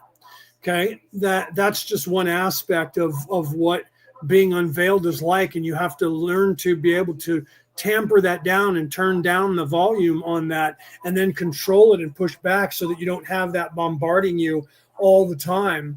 And if you've ever been somewhere where it's very loud like that, and people are screaming at a sports arena, and you're inside the arena or a football game and everybody screams, imagine that just not stopping, and it's just constant roar all the time. That will freak you out, and then you just start trying to close your ears. You don't want to hear it, and it won't go away because it's not sound that's coming in through your third dimensional avatar. It's the sound of the universe itself. So when I was little, I had problems with I would turn that on instinctively and I wouldn't know how to turn it off. Luckily for me, I had a father who understood what was happening when he was like, tell me what's happening. And I told him, and he was like, okay, just breathe, just relax. We can get through this. And I'll teach you how to kind of pull that back so that you don't have that, there. And so you don't want to unveil all at once. It's just too much for people to handle. It scares them when they're unveiled a little teeny bit. Imagine it all turning on all at one time. I was born unveiled. So for me, I was having problems as an infant and not being able to give the information because I couldn't make this avatar say the words that were in my brain yet. I had to learn how to develop the vocal cords and say words. So it took me a while. And then once you do that, who do you tell that to when you're a child of 2 or 3 years old? And excuse me, Father, now that I have the ability to talk, I can't walk yet. Mom doesn't know about this, but I have this sounds in my head that I need some help with. Could you help me, please? Do you see? So it was only after my father discovered what was going on with me that he was able to start then asking me the right questions and then being able to help me to cope with that and to go, okay, look, you're okay. You're not supposed to know this stuff. Why do you know this stuff? And I was able at that point to tell him why I knew this stuff, that I came through to know this on purpose. And then he was like, okay, well, you can't tell everybody this, what you know, right? So you don't want to know everything all at once because it is kind of scary, but you do want to open up to it and become unveiled. And that's why it's important that the veil is there. And then you start seeing through the cracks because it softens things and gives you time to realize what's actually happening. Otherwise, it's super scary, right? Like Cassie said, it could be super scary. Let me put that up on the screen for you and I'll read it. It can be super scary when you don't know what's happening to you during the awakening and unveiling. Yeah, if you don't have somebody to help you and you don't know what's going on, it's really scary. Just when it happens, it's scary. And then it's not happening fast enough and you can't wait for it to happen. And then it ekes out a little bit more of your third eye opens and you go, oh, wow, man, that was crazy. I'm seeing some craziness now. And then you go to people or do you know this? And they're like, yeah, wait, there's more. That's why I use that analogy from the 13th Warrior, Eaters of the Dead, that Michael Crichton wrote. It turned into that movie with Antonio Banderas. And the first time the Van Gogh attacked, and Ahmed, Antonio Banderas' character Ahmed, discovered that they weren't magical creatures. They were just humans. And when he killed a few, he realized it was just a man. And he said that, it's just a man. It's just a man. And then he was like, it's just a man. And he was no longer afraid of them. So he just started killing a whole bunch of them because before he thought they were some magical, mystical creature that was going to devour his soul. So he wasn't quite sure what he was up against. And then when he realized they were just humans, he no longer had fear of them and he just started attacking. And after he killed a bunch of them, he turned around to look for more, and he didn't see any. And he saw Herger, who was a Viking, and Herger looked at him, who had befriended him, where other people weren't quite sure of Ahmed. Herger befriended him, and Herger looked at him, and he looked at Herger, and Herger said, "It's all right, little brother. There are more." And he points behind Ahmed, and Ahmed turns around, and there's like 6 of the Vando coming at him, and the 2 of them rushed in and started killing them. That was when Herger realized that Ahmed didn't have fear anymore and that he was surviving and holding his own. And when he turned around, he was looking for more to kill. And that's when he saw Herger. And he's like, "It's all right, little brother. There are more." So that unveiling for him in that combat situation was scary at first. And then he was okay with it. And then when he turned around, Herger realized now he knows they're just people, because Herger didn't believe they were mystical creatures, where a lot of the other Vikings were afraid of them. And Herger was like, "They're people. They're just people." Right. And so but he didn't voice that a lot to some of the other members of the Viking clan who thought they were mystical. But when it came to Ahmed, he was like, "Don't listen to them. They're just people." Right. So that unveiling is in a combat situation, but it was still his realization of an upgrade, a change in his reality that at first was scary to him. And then when he looked around, there was someone to guide him. It's okay. We're all right. There's more. Let's get him. And so if you don't have somebody in your life to help you, it kind of is scary when you hit that one of those points. So you don't want to be all unveiled all at once unless that was your plan, man. And it happens fast enough. Everybody's always complaining, "It's not enough, it's not enough, it's not enough, it's not enough." And then they go, whoosh, and you go, "Oh, Jesus."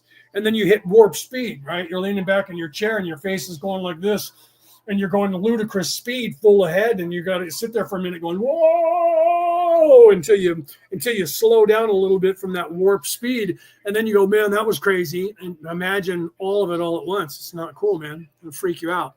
Okay. So let's continue, okay? The forgetting process was puzzling me because you said that the 4th density activated people who were here who had been harvestable did not have the same forgetting problem.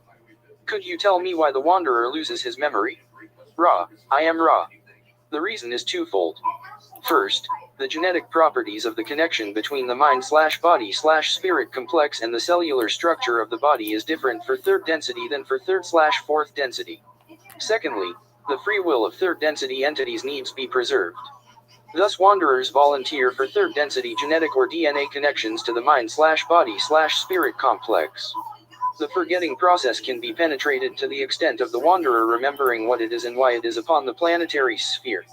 Welcome, Rick. Good day, mate. Sorry, I didn't say hi. I saw you talking to people there, but I was listening to Raw, right? So, yeah, I mean, right? And Sherry said, likewise for me.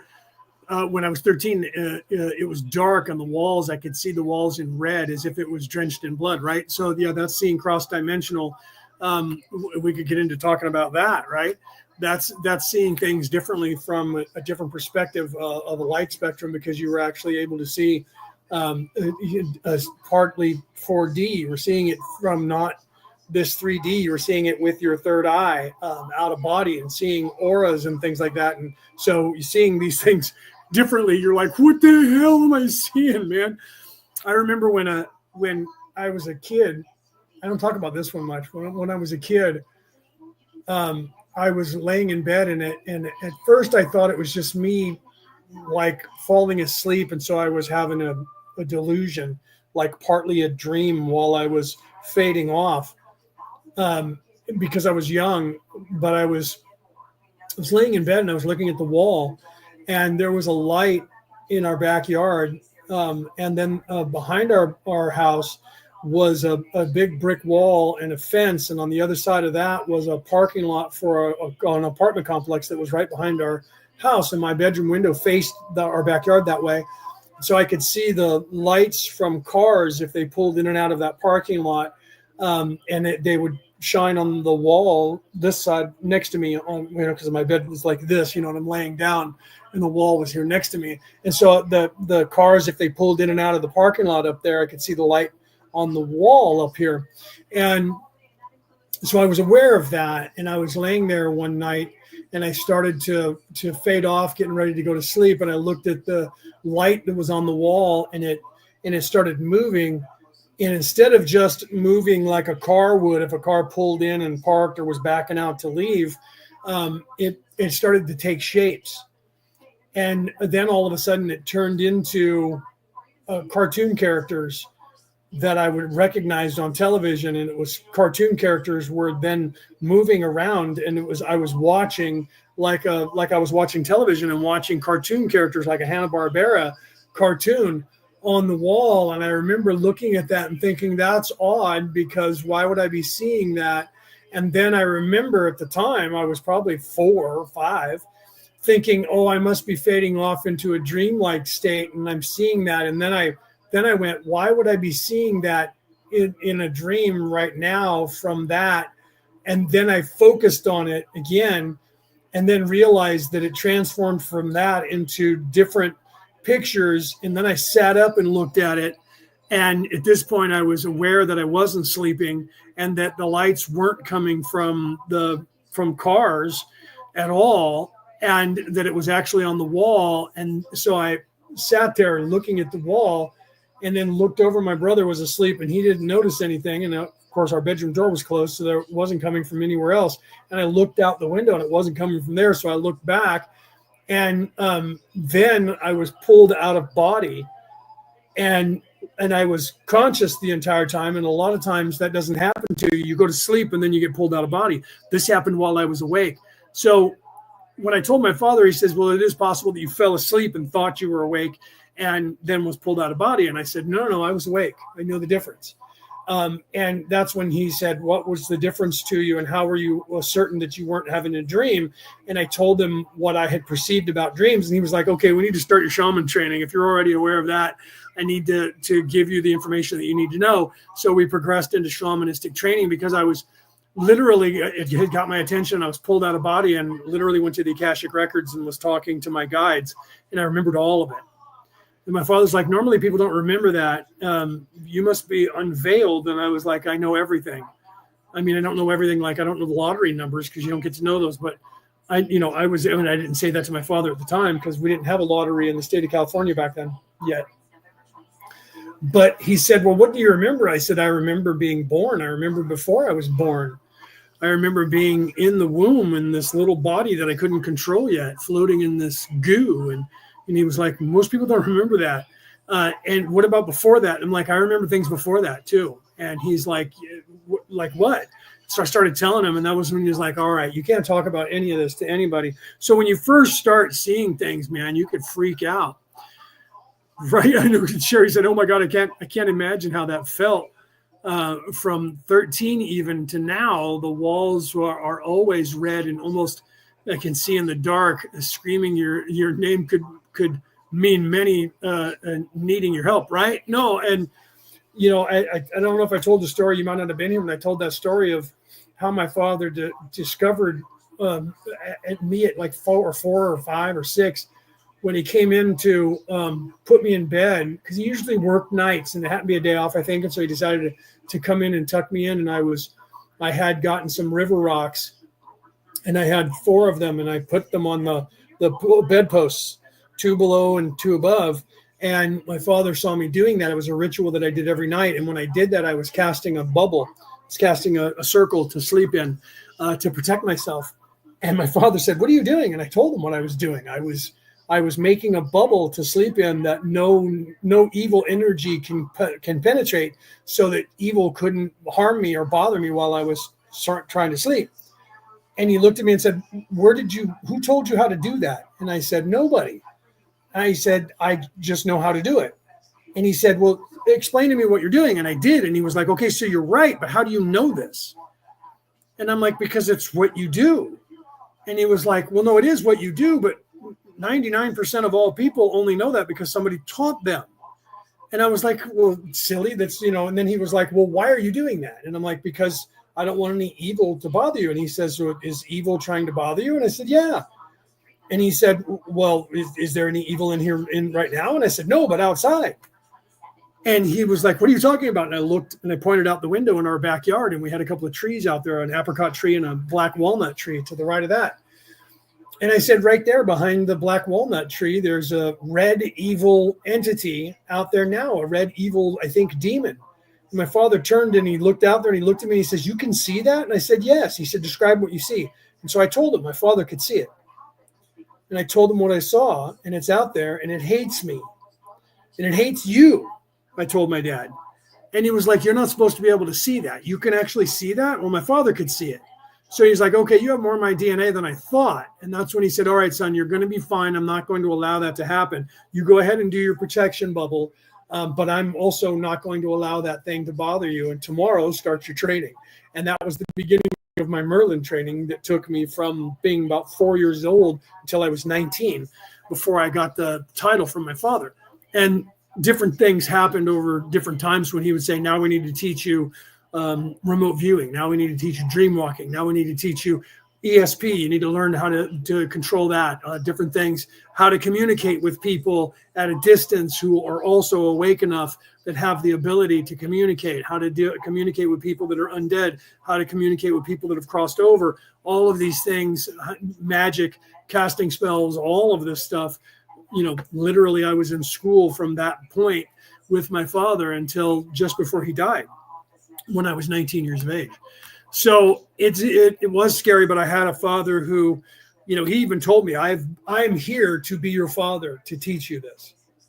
He was not as awake as I am, but he was very more awake than anybody else that I knew until I was 18. And then I met my buddy Paul, who's now deceased. And those were the only two people that I knew that were that awake until somewhere around, I don't know, 2008, 2009. And then 2012 was when a lot of people started waking up. And I was on Facebook by that time. I think I created my account in 2008 or 9 on Facebook. And then by 2012, things had shifted quite a bit. And I started meeting more people. But truly, only in the past 10 years, 12 years or so, that I really start meeting people who are very awake, because the people are waking up so exponentially now compared to then. Sherry said, now you're something else, right? Yes. Well, yes. I mean, we all continue to, if we're doing our job properly, we continue to evolve and we become different things.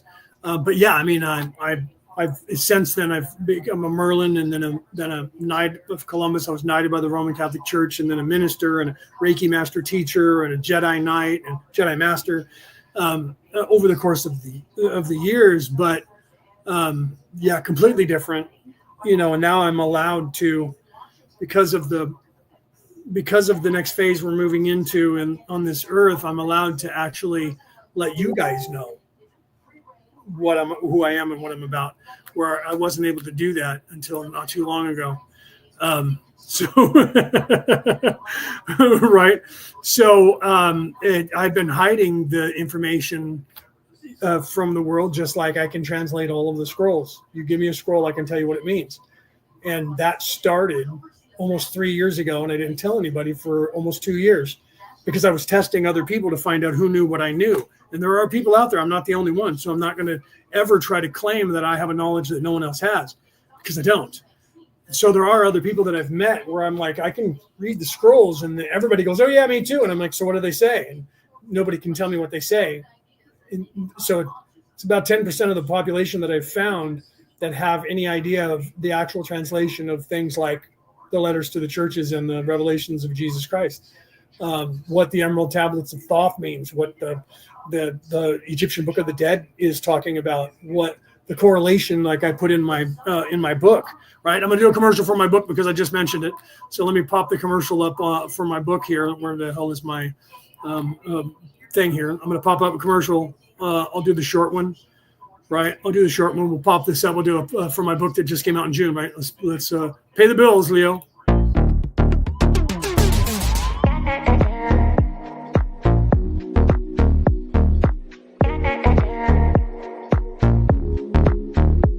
The reality about reality.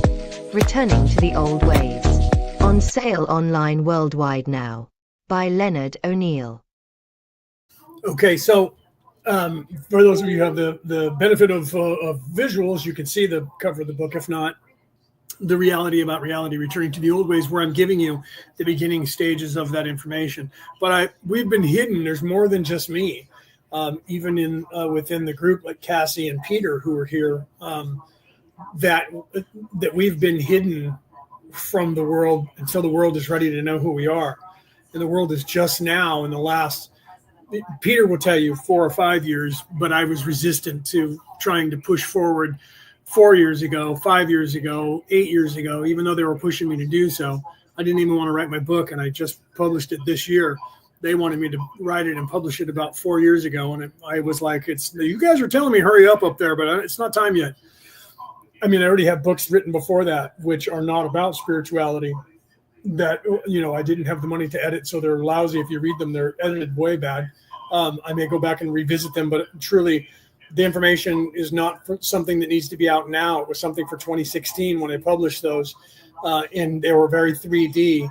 But now the information is out there. When the natives of the planet in the last 4 years started coming out and saying it's now time, that's when I realized that I wasn't the only person, that it was becoming time for this earth to know the information that has been right in front of their eyes, that have been hidden from them, not because of nefariousness, but because the information could have been used by nefariousness if the information came out too soon. If I said that I was awake to the world 30 years ago, they would have killed me. They tried. They've tried in the last 10 years 4 times. In the last 12 years, 4 times to kill me. Okay. They would have succeeded had I opened up and said to the world, I'm unveiled. People wouldn't even have understood what that meant 40 years ago. And the governments would have murdered me to shut me up, to keep me from telling things. So there was a purpose for keeping quiet about certain things. And then some of you that I work with, and you're in a hurry to wake up, and you're like, I don't understand why I'm in my 30s or I'm in my 40s or I'm in my 20s and all this time, and I'm just now starting to wake up. I'm like, you did that to yourself because of protection. You're only supposed to wake up when you're supposed to wake up, when it's conducive for you, so that you'll be aware of who you are at the appropriate time to be able to defend yourself, so that you won't get just murdered by these people who have been throughout time trying to identify somebody who's awake to kill them. And if you go back far enough, that's why you find that it's rarer the further back you go, onesie twosies here and there by culture, because some wise people were aware that that information was something that needed to be told to the people or kept for history. But evil people even then would have hunted them down and killed them if they really broadcasted it to the world. Look what happened to Jesus. I'm not trying to compare myself to Jesus or one of those savior characters in any way, because I don't have that delusion of grandeur. But he literally, and the other characters who came prior to Jesus, the 11 times prior to, were delivering the exact same information and message, were all killed for their information, to shut them up. Jesus didn't make it past 33 years of age. I'm 57. I would have never made it past 33 years of age if I would have said all the stuff. I wouldn't have listened to my father and heeded his advice when he said, you can't tell people. The first rule of Fight Club is you don't talk about Fight Club, son. And the second rule of Fight Club is you do not talk about Fight Club. If I didn't listen to him, I would have started talking the way I talk now when I was 10, 12. I was already doing that in private, but I would have at school been telling my friends, and they would have told somebody. And next thing you know, it was bad enough that at 11, I had the federal government trying to recruit me, coming to my school and testing me and pulling me out of class and setting me down with my father, who they went and got from work and brought him to the school where military personnel, colonels and lieutenants and shit are standing in front of me at 11 years of age, trying to get me to agree to sign up for their deep state stuff at 11 years of age. This is I'm not making this up. This happened in real life. So, and then they continued trying to recruit me until I was in my late 20s. Over and over and over, they would just show up with people from the Air Force trying to recruit me.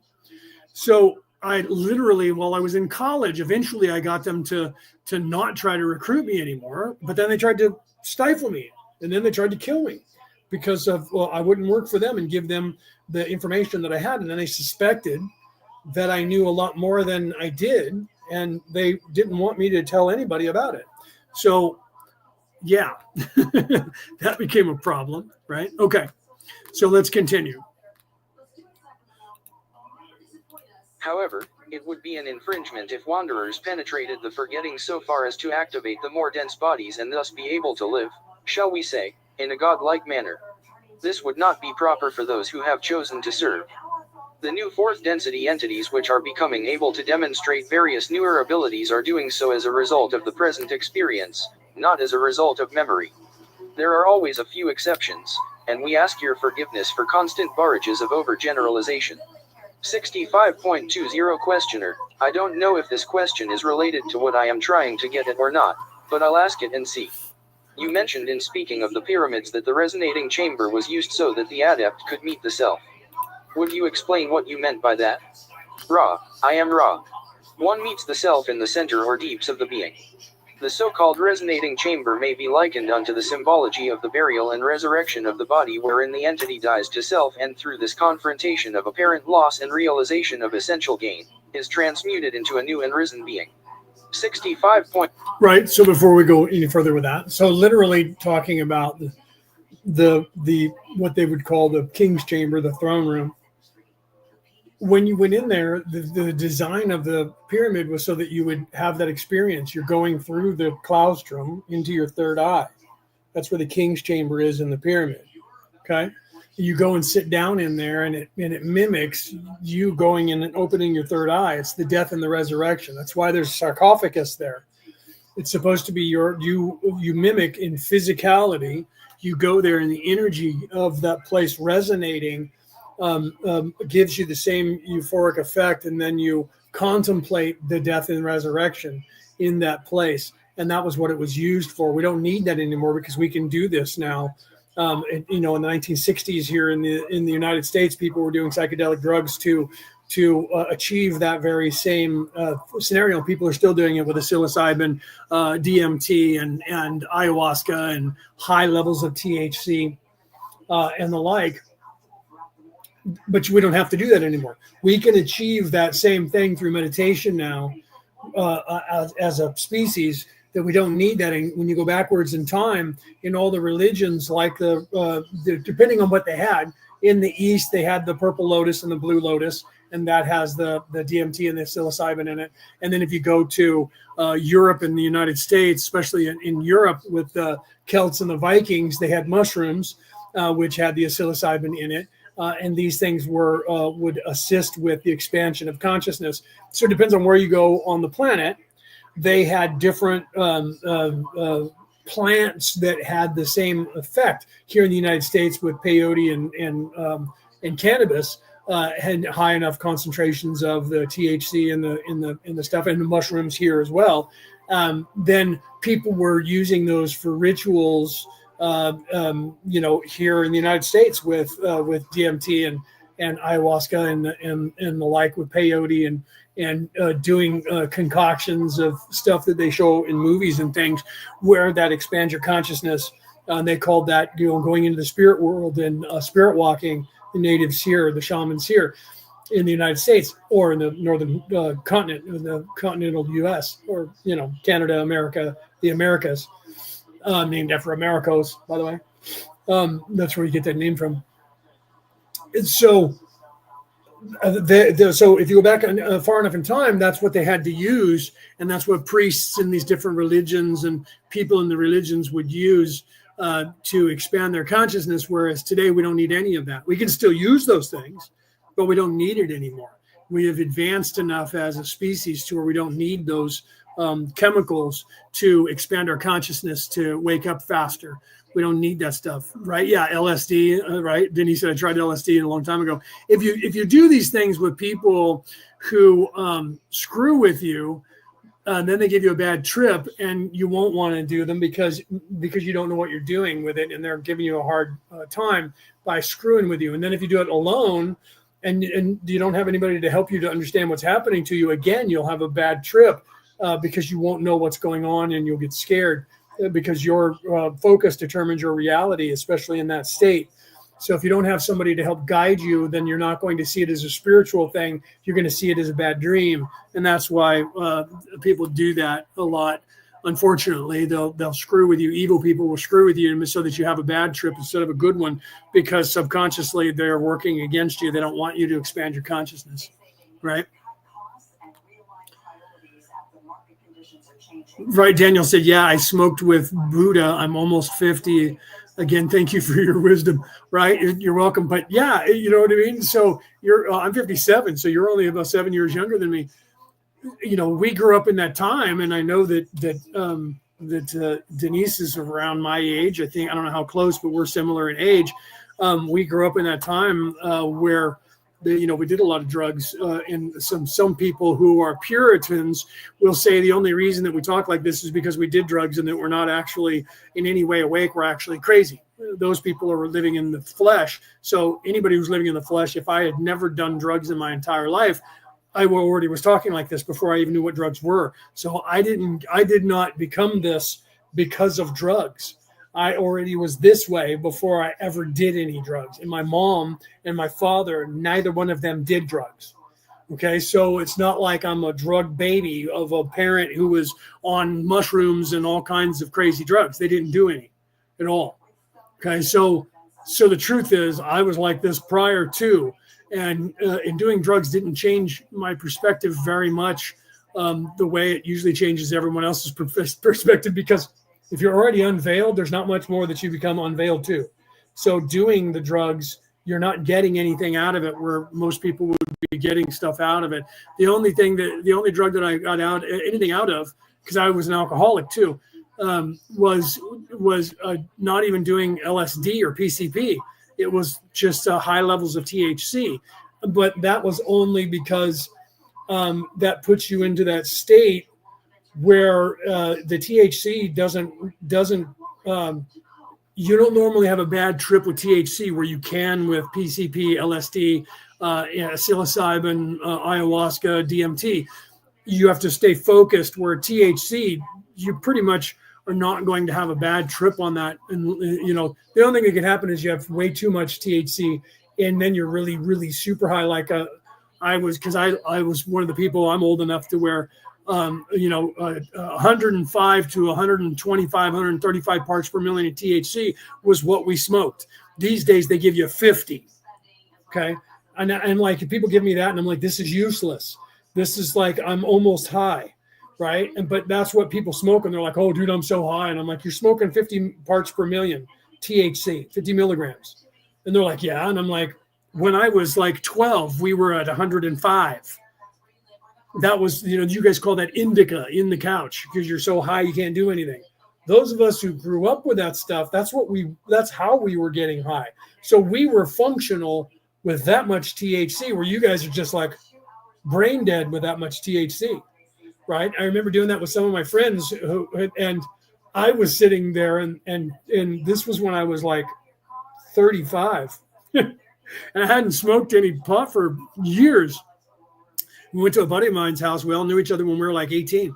And we took a couple of hits. It's like, this is really strong stuff. So you only need a couple of hits. We took a couple of hits and we sat down, and I was watching them playing like Madden football.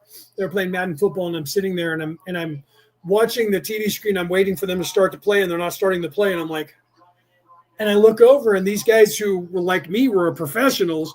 They were so high they didn't realize they were starting. They were just sitting there going, and they were not doing anything. And I was like, dude, start to play or give me a remote. Because even though I hadn't done it for a long time, I was still functional. And they were so high, they weren't functional. And they're the ones who were getting high all the time. I just laughed. I was like, you guys, I can't believe I'm the guy who hasn't gotten stoned for 10 years. And here you guys are getting high every day. And you guys are indica. You guys are in the couch, frozen, high. And you don't even know that you haven't moved in 10 minutes. And I'm sitting here going, why aren't you guys playing? Right. So there's some of us that have a higher tolerance to that kind of stuff, but because I'm unveiled, they were not. I was still conscious, even though I'm high. I'm still conscious in there and aware and self-aware. So I don't get stuck in the matrix and then get high. I'm in that place where I'm already out most of the time anyways. So people take drugs to go there. I'm there all the time. I can literally right now go to the center of the universe. This is the state that I'm in all the time. People take ayahuasca to go there, and they're like, oh my God, it was 10 minutes of bliss. I didn't even know it was 10 minutes. I didn't want to come back. I'm like, that's where I am all the time. I'm in that place where I can instantly go to those places and have those conversations. And people are like, you can't do that just whenever you want. I'm like, no, everyone can. So I'm not special. When you become unveiled, you have that same ability. That's what you're trying to achieve, is unveiling enough to where you are able to do that. That's what you're supposed to do here. People just aren't aware of that, and so they kind of learn that, right? Woo Rider, welcome. Woo Riders said, hey, Leo. Hey, Leonard. Hey. All right, let's continue. We only got a couple minutes left here. To one questioner, could I make the analogy of in this apparent death losing the desires that are the illusory, common desires of third density and gaining the desires of total service to others? Ra, I am Ra. You are perceptive. This was the purpose and intent of this chamber, as well as forming a necessary portion of the King's Chamber position's effectiveness. 65.22 Questioner, can you tell me what this chamber did to the entity to create this awareness in him? Ra, I am Ra. This chamber worked upon the mind and the body. The mind was... Right, let me put this up. Chandra said, after my last big shroom trip, I felt that I can bring on that same state. Yes, see, what you did there is you unlocked your third eye. You unlocked the veiling enough to where now you actually are still connected there. You feel that. You've moved there to where you're aware of that, and you can bring on that state when you want. What's happening is you're actually moving into that state. You're not pulling it to you. You're actually pulling yourself to it. But that's what happens as you expand your consciousness. You get to a place where you can then go there. What we're trying to achieve, so I'm glad that you are aware of that. What we're trying to achieve, and this is what I've been teaching for years, and this is what everybody who's awake will teach you, is the state that you're trying to get into at all times is that state we're trying to teach you to move into when you're meditating. We teach you to meditate so that you feel that state of mind and realize that place of I am not, as I poke myself in the eye, I am not this pain body, I am not the thinking mind, and you move into that place where the ego and the thinking mind can't reach you, and you realize you're still there and that you're the observer, you're the experiencer.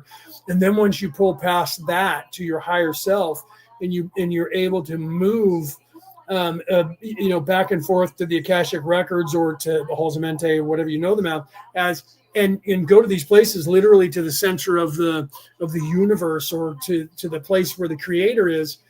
Once you've expanded there and gone there, the first time you go there, you remember it. You don't realize that the remembering of that is you experiencing it again. You're actually going there until you have done it once or twice, and you get used to the feeling of being there and being here and moving back and forth. And then you realize, like you realize I can actually go there whenever I want. That's where you're supposed to, as you awake here, you're supposed to learn that I am not the thinking mind. I am not the ego. I am not the pain body. I am something else. Then that's the first place that you find when you're meditating, that you go to. First, you become self-aware out of body. Then you go to that place of I am the experiencer. And then you're supposed to try and achieve that as often as possible, because to unlock the veiling, to unveil yourself, you have to be in that place more than in this place. This place is pulling you, this ego, this ecosystem, this matrix is designed to pull you down to this place. It's a trap, and it's a test. It's done on purpose. And it's supposed to please you. You're supposed to realize I'm in charge of this place. And that myself and the more of us that get together and think the same thing, the more that thing becomes a possibility to manifest. So the more people that think about the same thing, if enough people on this earth said world peace, there would instantly be world peace. The more people that say no starvation, there is no starvation, because you change the vibration and the way people think, and then in the physical it will manifest, and people will then start giving food to the people who don't have food. So what you manifest, if you can get enough people to manifest it, it will come to be. So if enough people think about a thing, it becomes that thing. So as an individual, the more you think about a thing, the more that thing becomes your reality. So the more you experience that place of beingness and expansion of your consciousness, the more that will take over your consciousness, because that's where you're supposed to go and gravitate to that. If you're in service to others, you will gravitate to that place, and then you will find that you automatically start putting yourself in that meditative state. So what you're supposed to do here is to learn that meditative state and then try to work so that you are in that meditative state 24 hours a day. That becomes really hard when you first start. Over time, it becomes easier to meditate, and then eventually you don't have to sit down and sit in the lotus position and play the right music and have all that stuff to achieve that, because you're so used to going there that you can just go and put yourself in that place by simple breathing techniques. And then over time, you just do it. And that's what you're supposed to do. So you've already hit that realization. Now I need to go up and find that because the chat has moved and I have to take that off the screen. So if you've already put yourself into that position now, then you can be okay. Right? Peter said, sometimes I'm afraid to go to sleep for what I see. It can have I can be a happy place, sometimes a bad place. Sometimes it can be scary what you see in your dreams. Let me put that up on the screen, what Peter said there. I just happened to notice it as I was scrolling by, and it does come true. In fact, right. So Peter, I can work with you with that too, because because sometimes be careful what you wish for, because you just might get it. That applies to if you don't tailor what you do, then you're pulled by the universe where the universe thinks you need to go because of your wanting to know that knowledge. So you have to be more specific. Your reality is determined by your focus, right? So sometimes you're going to sleep and you're allowing your guides or the universe to just pull you and yank you around to see things instead of you being in charge of them. That's I can teach you. I can work with you on that, because that's the shamanistic way of dream walking and learning to be in control of your own dreams. That learning that helps you to manifest when you're out of body, being in control of that and not allowing the universe to just yank you. And the universe can nudge you and say, you need to know this. And then you can say, okay, but now you're prepared for it. As opposed to just going to sleep and having a vision and going, I didn't ask for this. And the universe is like, well, you kind of did. You just don't remember that you kind of did. And so when you turn that on, you have to learn to be able to tune where you want it to go. And then if there's emergency things that the universe says you have to have, then your higher self or your guides will let you know, so you have some warning, so you don't just freak out about it. So I can work with you on that, Pete, and get you into that comfortable place where you won't worry about it. Because when you have to learn, like if you're having a bad dream, the part of the shamanistic dream walking is learning you're in a dream without waking up from the dream, because the first thing is this is a dream, and then you wake up and go, crap, I've just had a dream. The learning how to stay in the dream state when you're in a dream, and then identifying I'm having a bad dream, why, staying in the dream and then changing the dream so that you're in control of it and not having a bad dream. That practice of dreaming and that in that dreamscape helps you to, when you're actually out of body, to stay in control of your self when you're out of body, and don't let the ebb and flow of either this matrix or the universe grab you and pull you into places that you didn't intend to go. You know what I mean? So yeah, so you have to be well, we can work. I can work with you on that, Peter. We'll have to figure something out timeline wise, and I can help you with things that'll help you with that, right? Denise said, yeah, Leo, I remember when you helped me in the hospital when I was in pain. It worked. Yes. Right. Yeah, that was a scary time for you too, wasn't it? So yeah, I mean, it's just a matter of it's perspective and breathing and reflection and being in control and without trying to exude too much control, right? Sherry said, I am crying. I give anything to be in the presence of the Creator. You are in presence of the Creator. You just don't realize that you're there. I can work with you as well, and I can help you with that. Because you are the Creator. You just become veiled to the knowledge that we're all part of the Creator itself, not creation. This is creation. We created this, and we're co-creating this every second. we're not a part of this. This is not happening to us. It's happening for us. Okay. Because we're part of the creator. So you actually are. It's just when you're veiled, you don't remember that. So that part is lonely and it hurts to be not in that presence and feel that love. That's the reason that feels like that is to drive you to want to feel that again. So that's normal. It's okay to feel that. And you can achieve that. You do it when you go to sleep. You just don't remember it when you wake up because of the veiling. So if you're unveiled, but you're still veiled to that, there's a reason for that you have decided that you wanted to feel this sensation for a little bit longer. But when you're ready, all you have to do is say, I want to feel that in my heart. And that's why you hear like Christians saying, just accept Jesus into your heart right now. And if you truly mean it, then Jesus will come into your heart. There's a reason that goes back to spirituality, even away from the Jesus character to the creator character, the pneuma, the spark of God, the breath of God, where you just have to want it and do it. And then it just happens.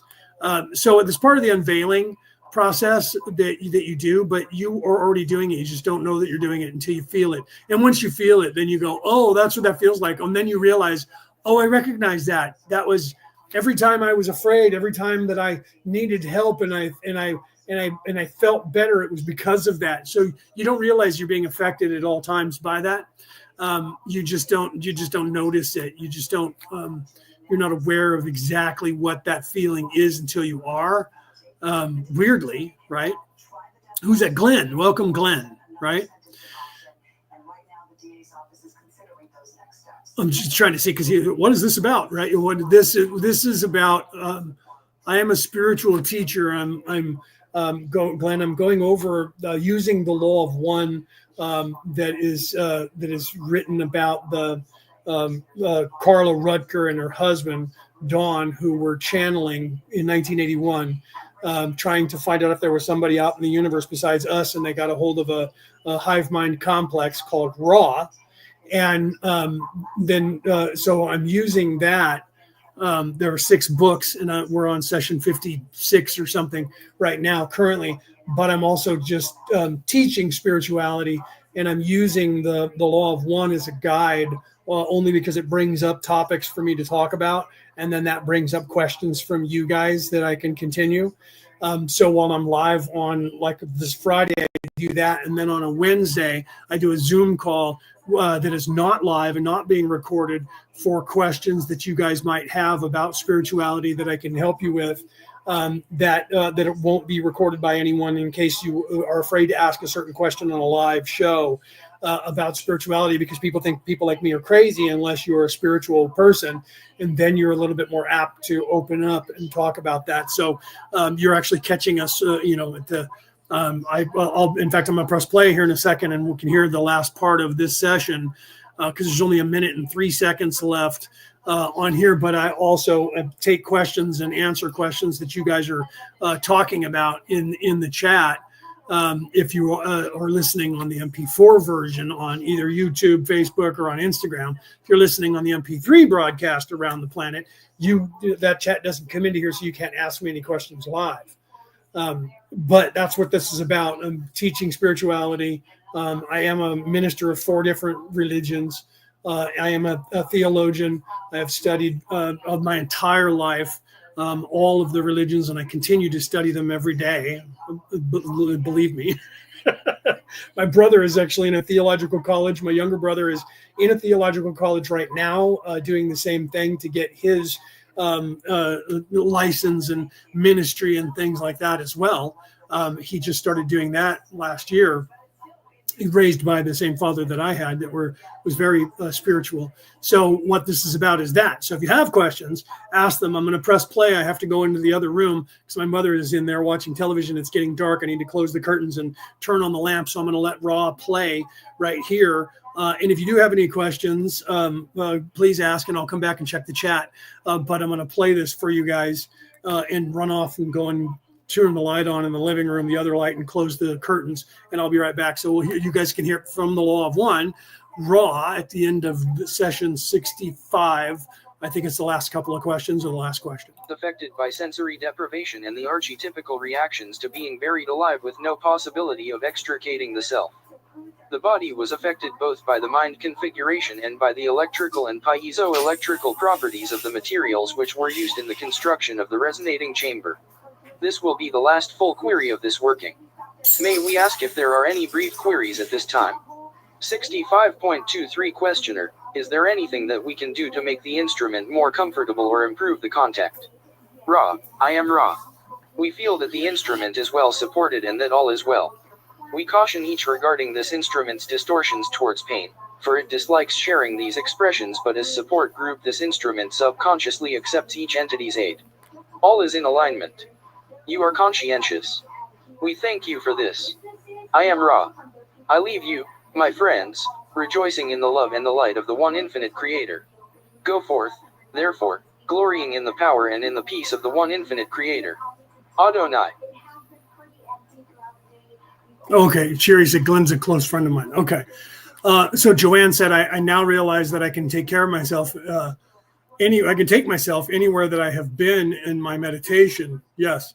You just have to realize that anywhere that you've ever gone out of body, you've been there. So you can instantly go there. That's part of the training that you get. If you have a good trainer that somebody can show you. That's why the shamanistic training that I had, that's why Aaron Fowler and myself get along. So because we both have had, he's a shaman. He's literally, that's what he does. We both had the same shaman training, and not from the same people though, but the same shaman training. And in that dream walking is so important. And that's why we teach that, because learning the difference between the dream state, the out of body state, the spiritual state, and being able to move about in those areas and manifest things there. That's how we show you that the only difference, and I talk about this all the time, the only difference between this illusion that you're in here and those illusions that you are there is your perception of each one of those and the laws of physics and how they work there. Most of those, the dream state, the awaking dream state, the daydream state, the sleeping dream state, the out of body spirit walking, and then the moving into the density outside of the dimension. Dimension is physicality. Density is the place where your spirit resides, that is outside, slightly to the right of this place in vibration, but occupying the same space. So it's more an octave higher or a half octave higher. It's kind of hard to explain in terms of down here, but it is a sound wave that's slightly off from this physical place, even though you occupy the exact same place. The only difference is that in this particular place, this illusion, you have a separation of time, past, present, and future. Whereas in the dream state, you're outside of time. In the spiritual state, you're outside of time. In the dream walking state, you're outside of time. When you're astral projecting, you're outside of time, because you're moving about as the self, as the beingness. And here you're in the avatar. So when you manifest something there, it's instantaneous. When you manifest something here, you're in the place of physicality. You're in the yellow ray physical place. That's why the sun here for us is yellow ray, because you're in the third chakra place, the place of doing. So to become the place of doing, you have to have a separation of time, a past, a present, and a future. And therefore, when you manifest something, you're manifesting it in the future. You're not manifesting it now, because you're manifesting it in time, not outside of time. So it takes time for that manifest to happen, and you have to become more patient. But it helps you here to manifest things when you realize that you're bound by the illusion of this place, and that's the only thing that slows things down when you're actually speeding up, because you're moving closer to the speed of light than when you're outside of time. And that's really will screw you up with the time dilation. The quantum weirdness of that will screw you up. Okay. So Sherry said, Ra's talking about the Egyptian resonating chamber. Yes. Is that how they evolved back then? That was what it was used for. Talking about the resonating chamber of the pyramid. Okay, and that the resonating chamber of the pyramid you would know it if you know about the pyramid as the king's chamber. And the king's chamber was, you would go into the pyramid when it was in use. It was never, the Egyptians will tell you that a king was buried there. There's no evidence that a king was ever buried there. And it wasn't created for that purpose. It was created for the purpose of ascension. We do drugs in the 60s and the 50s and the 40s around the world, and before that in other places, psilocybin and DMT and all that, to expand our consciousness. They would give you, like, say, Blue Lotus or something similar to that. And then you would go into the chamber and they would take you into the king's chamber, and you would either lay in the sarcophagus, because it's supposed to be that place in your mind of the Christ oil being crucified and the resurrection, like Jesus Christ in the Christian pantheon was crucified and resurrected. And there were 33 steps that you had to go up to get in there, 33 vertebrae in your spine. So you would go in there and the resonation, the harmonic resonance of the room that you would go into would put you into a meditative state where you could then achieve that and pull you into the third eye chakra in your achieving that, like we do through meditation. So it would pull you naturally into that state, and you would feel that third eye, and then so it would simulate the death and resurrection so that you would expand your consciousness. And so that's why when Dawn asked Ra, should we try to build a pyramid or turn that big pyramid back on, Ra said, we don't need it anymore, because the human race doesn't need it anymore. That was like 12,000 years ago that pyramid was being used. We don't need that anymore, because just 60 years ago, people were taking, and up until then, especially Europeans and in the Far East, were taking, purple lotus, DMT, ayahuasca, psilocybin in the mushrooms, THC in the peyote and the marijuana here in the United States. That's why, like, if you take white sage and you smudge with it, the smell of the white sage does the same thing. People are like, oh, it gets you high. It doesn't get you high, but it does, because there's a reason why it's called high. Why do you think it's called high? Because your vibration goes up. So just using the white sage pulls you into a euphoric effect, which is actually the same state that the pyramid puts you into. It's the exact same state. That's why people still use the sage worldwide. Some people don't know why they're using it. Oh, it wards off evil. Well, not just that. When you smell it, it changes the atmosphere of the room, and people are like, well, that's because it's affecting you and it's a narcotic. And so yes, but it's putting you into a state that is not a bad state of mind. You don't hear of anybody who said, they smudged me and I freaked out, man, and I saw the walls oozing blood.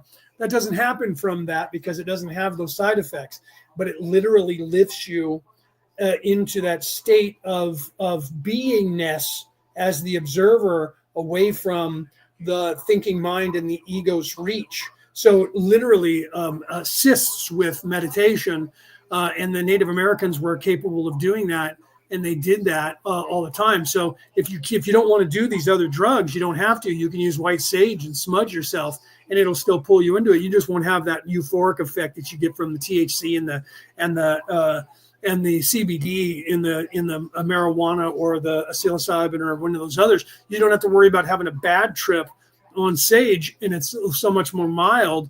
You don't have to smoke it. You just literally light it and wave it around and breathe it in, and you're going to feel the difference. And you're immediately going to become more calm and more focused, because you're actually moving up into a place of meditation. It pulls you into a place of meditation naturally, right? That's why That's why some people have been trying to outlaw smudging with, especially white sage, which is grown here in the United States. It's the best sage on the face of the earth, and that's why the natives used it. And so many other religions have now adopted that. Things like frankincense and myrrh do the same thing. So you see the Eastern religions, Christianity and Hinduism and the Egyptian, or I'm sorry, the Egyptians too, but the Israelis with the Jewish religion, because that's what they had in those countries that were able to do that, have that same effect. That's why they still use that now. And then patchouli, patchouli pulls you into that, and that's why a lot of people that are part of those religions from the East will burn. Most people don't like the smell of patchouli, just like a lot of people don't like the smell of white sage. So frankincense and myrrh are a different scent, because frankincense is a resin and myrrh is also a resin, and so they burn differently, but they have a different scent. So because of that, people tend to like that euphoric effect because it's not offensive or aggressive, whereas patchouli and white sage is a little bit more aggressive to the nostrils, and so some people are like, ooh, I don't like the smell of that. But you rarely even know if you go into any Roman Catholic church or Christian church or Hebrew church, you don't realize that what they're usually waving around is frankincense and myrrh, because it actually puts you into a meditative state, which is a little bit more euphoric.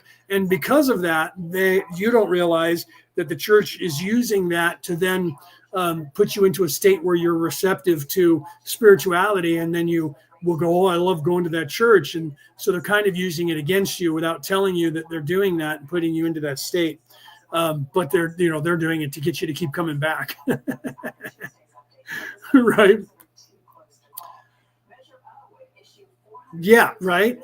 So Daniel said, yeah, sage your stage, right? And then the smell is directly linked to your mind. Absolutely. That's the purpose of it.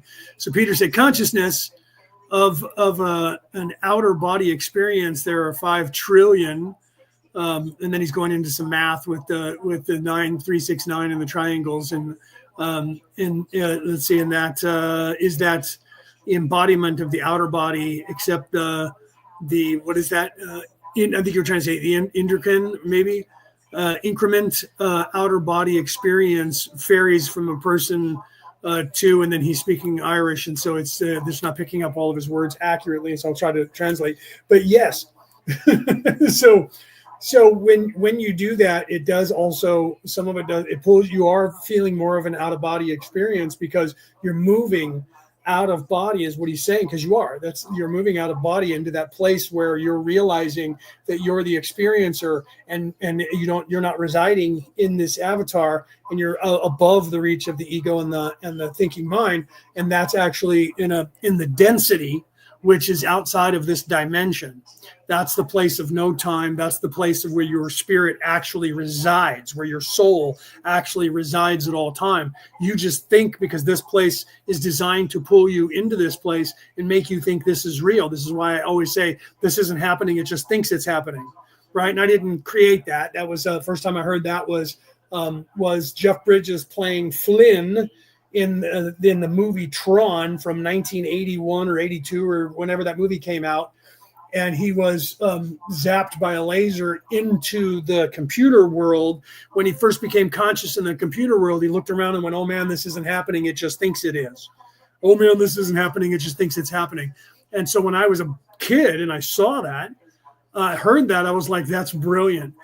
They're more awake. Whoever wrote this movie is far more awake than anyone realizes what's going on here, because that was very Eastern or Orthodox thinking, very Zen, very Buddhist thinking of this isn't happening. It just thinks it's happening. That's akin to when in the movie The Matrix, when Neo saw the little boy who was dressed like a Hindu, by the way, with a bald head, almost like a Krishna, but he wasn't wearing the yellow. I think he was wearing the white with the orange sash, which would make him a Hindu. And he said, or a Hindi, don't quote me on that. But he was definitely Taoist or something close to that. And he said, the spoon spinned, and he said, you'd have to teach me how to do that. And he said, you have to become the spoon. That's the same phrase that means the same thing. You have to become the spoon. And that's what that same thing is that same knowledge, is the realization of your beingness outside of this place, being more in control of this place than you realize you are when you're in this place. Okay, so if you're locked into this place, you don't know that you're in control and that you're a co-creator here. And that's why when more people get together, that thing becomes a thing. And that's why the scientists have done these studies where here in the United States, they took a bunch of people that were going to pray and had them go to Chicago on a Friday night and sit down and pray that nobody died in Chicago from violence. And the entire night, nobody got shot. Nobody died.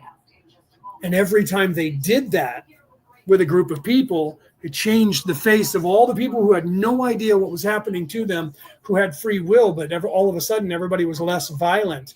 And they've done this all over the world in tests around the world to see that. And then they went into emergency rooms where somebody would be having surgery or emergency surgery, and they had a prayer group for that person, and they found that they went through surgery better, they survived more often, they healed faster. And then they started prayer groups for people, and they would actually record it and see the change. And scientists have now said that when people gather and they have all the same positive thought, that becomes more of a reality and more of a potentiation for a reality. And this is what Ra was talking about in this session. So for those of you who might have just popped in and you missed this session today, and you're like, what is he talking about? Ra was talking about that, where it's everything in the small, as below, so above, right? Everything that is physical manifests in the spiritual, and everything that is spiritual manifests in the physical. So as above, so below, so above, as within, so without, as without, so within. So literally, if enough of us get together and pray for someone who's going through surgery, and we just know that they're going to make it, they'll do better.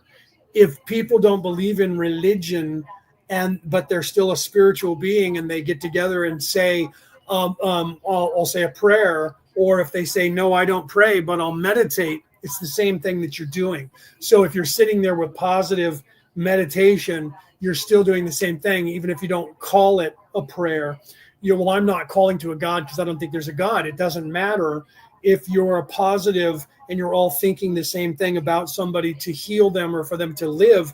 Enough people doing that helps to manifest that faster than no one doing it for them. So it doesn't matter whether you believe in us. That's why I say, like in my video that I played a little while ago, that if you're listening on the MP3 file, you didn't get to see that visual, but it's in my book, where I say, and this is my quote, because nobody else in the world for some reason ever said this, and I looked it up to try and figure out if I was going to be quoting someone else, and there was no one that ever said it. Religion recruits you, but spirituality waits for you to find it. Okay, so the truth of that is that religion will recruit you into their religion. Spirituality doesn't recruit. Spirituality waits for you to find it. And then you move into that spiritual place. So when I say to somebody, are you spiritual? They're like, I'm not religious. I didn't ask you if you were religious. I asked you if you were a spiritual being.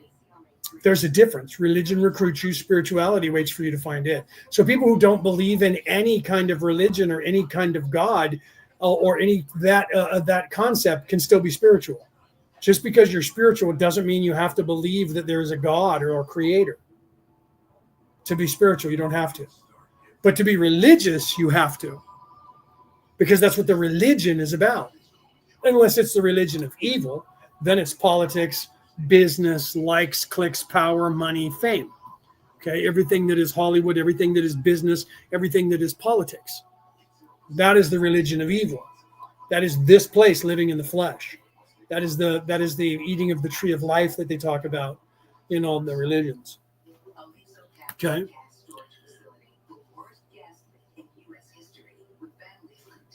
What, right? Okay, so Daniel says the leprechaun hid the pot of gold. Where did he hide it?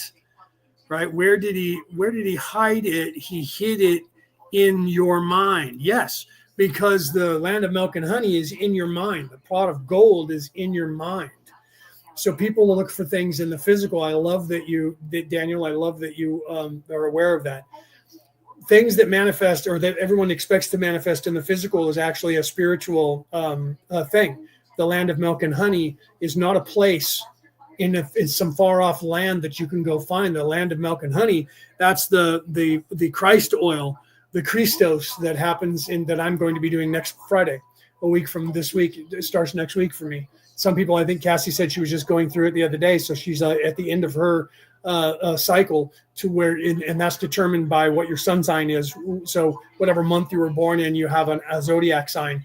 And every single month, the moon on its cycle moves in and out of every single zodiac sign in order. And it takes 2.5 days for it to start and finish going through a sun sign into the next sun sign.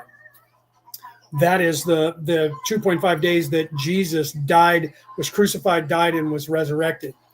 Everybody just rounds it up to 3 days, right? So, but if you look at the actual time period that it was told about, the whole entire Jesus character is about that oil, and the oil that is secreted from your brain, from two places in your brain that go down the through the vagus nerve, through the Ingala and the Pingala nerves down your spine. One is a milky substance and one is a honey-like substance. One is charged with electricity and one is charged with magnetism, and they go down your spinal column to the vertebrae right at the base of your spine, the 5 fused vertebrae, which is called Bethlehem, by the way, and they mix together there in that place. It's the just above the coccyx.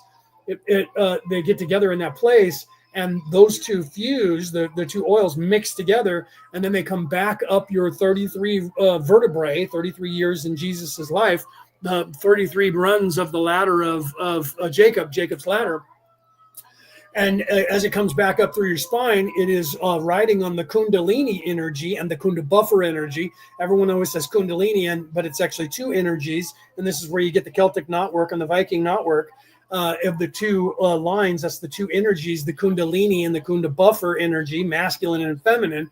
And it rides on that energy back up your spine, charging through your chakras and being charged by your chakras all the way up back through the claustrum where you get Santa Claus from. This is in my book. It's also in the book that's underneath my camera, which is God, Man, the Bible Made Flesh. But it's in my book, The Reality About Reality, Returning to the Old Ways, which I'll play in that commercial for in a second. I'll play the longer version. And that goes in back to your through the claustrum to your hippocampus, and sits dormant for that 2.5 days. That's the crucifixion. And then the resurrection is when Christ becomes the light of the world. That's the same story of Moses going out through the desert, right? Moses is born. His name is Moses because that means river. He was on the river Nile, and his mother found him there and called him Moses because that was the Egyptian word for river. So his name actually means river or water.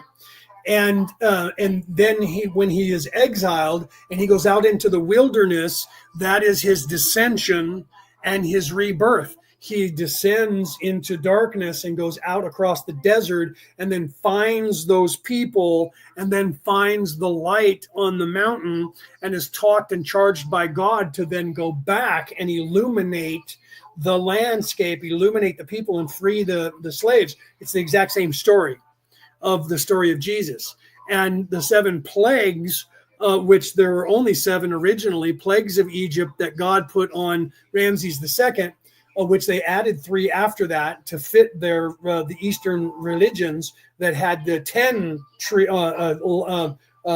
cycles on the tree of life instead of 7.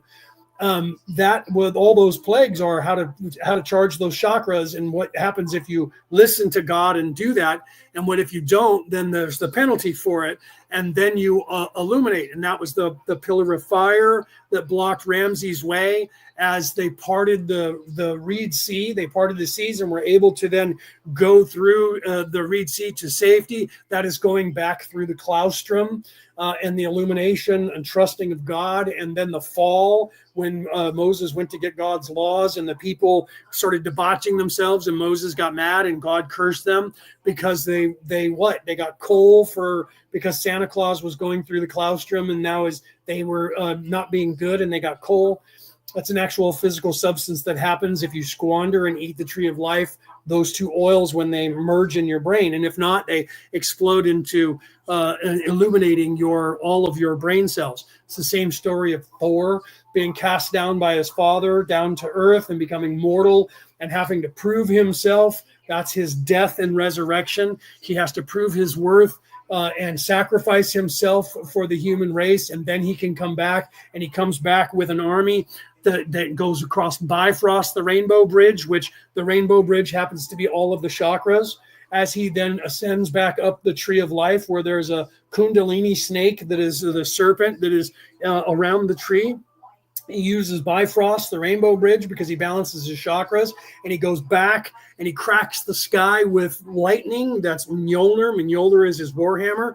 Thor means thunder. Mjolnir means lightning. And he cracks the sky and drives off the veil, the darkness that is cast over the world by Fenrir the wolf. It's the same story of death, resurrection, and illumination in 3 different religions who had no communication with each other. And that's what I'm writing about in my next book. Okay, so all of that is the exact same story, and we're all going through that. If you read Joseph Campbell, if you know who he is, Joseph Campbell wrote a book called The Hero with a Thousand Faces. He was trying to show you the examples of that hero character that is everybody in the whole world goes through that same exact death and resurrection and coming back as the hero and becoming the hero and becoming that person who is willing to sacrifice yourself. All of us are supposed to go through that. I've never read his book, but I saw him speak when I was a kid. He was on at night on the public access channel, PBS, that television, and I would watch him talk about his book when I never read it. I don't own a copy of it, but he was being interviewed about it, and he talked about that. He's a professor that taught this stuff. You should read Joseph Campbell or look up his videos and watch that stuff. But he was showing that in history that happens all over, and that all of us have that calling. If we're in service to others, we go through that same death and resurrection in our life as part of our ascension to become the better us. So Bob Ross, right? Bob Ross with his paintings kind of went through that stuff too. If you actually ever watched Bob Ross, that's because Daniel talked about Bob, he just said Bob Ross right here in the chat. So I'm going to play the commercial for my book one more time, right? Because it's time to do that. I'm going to play the little bit longer version of it. For those of you out there around the world, you can't see any of the visuals. So this one has a little bit more words for you, but you can't see the visuals, but you can hear this. So the reality about reality, returning to the old ways, on sale online worldwide now. What is the reality about reality? Returning to the old ways. It is a comprehensive book about what is really going on here on this planet. It talks about the true spirituality that the controllers who think they own this planet have been keeping from you for thousands of years. It explains to you the knowledge that you gain from the universe itself when you live the way the prophets of the world throughout time told us how to live. Eat right, meditate, take care of yourself, treat others right. All the things they originally told us to do, but the controllers have removed from right in front of our eyes. The way to ascend to heaven. The reality about reality. Returning to the old ways. On sale worldwide online now. All right, so yeah, you got to pay the bills, right? Okay, so literally your job is to realize what's going on. If you're in service to others, you're supposed to be ascending. You're supposed to realize this. This information has been taken away from you. It's still there if you know where to look and how to look for it. I don't own something that you don't have. I just remember what you haven't remembered, what you've forgotten. And that's all that is. If I do my job right, you're not going to learn anything from me. You're going to learn everything from yourself and from the universe. Right? So I'm not saying I have a secret, because I don't. I have something that every single person can achieve and are supposed to be achieving naturally. But that's been taken away from in front of your eyes by the controllers who are aware of what they're doing, so that you don't know what's going on here, so that you live by clicks and likes and power and money and fame, which is all self-serving. They try to convince you that that's the way everybody is, and that you're supposed to be that way. And there is no creator, there is no gods, and it's all made up, and they're all copied from one another. First, they'll say none of those people had anything to do with each other throughout time. And then when you start to realize there's a correlation to everything that they said, that it's all the same, then they'll go, well, then they must have copied from each other. And that's all made up anyways. And that's what they'll try to sell you on. And I've said that many times. They would rather have you believe in aliens. But if you actually start believing in aliens, they'll tell you they don't exist. But then if you start believing in God, they'll say aliens and demons. They would rather you believe in demons than believe in aliens. And they'd rather have you believe in aliens than believe in a God or be spiritual. Do you see how that is a roundabout, a circular argument? whatever you believe in, they're going to tell you it's something else until you start believing in that. And then they're going to tell you it's something different again. And why do they do that? Because they'll keep you chasing your tail so that you never will do anything besides get caught back in this matrix and stay away from the knowledge that, first of all, they're full of crap and they're making it all up. And secondly, they don't want you to know any of the knowledge that is being taught by anybody. And so they've corrupted everything so that you don't find the door and you don't find the key and you don't open that and unlock it. And all of that's within yourself. All of that is within yourself.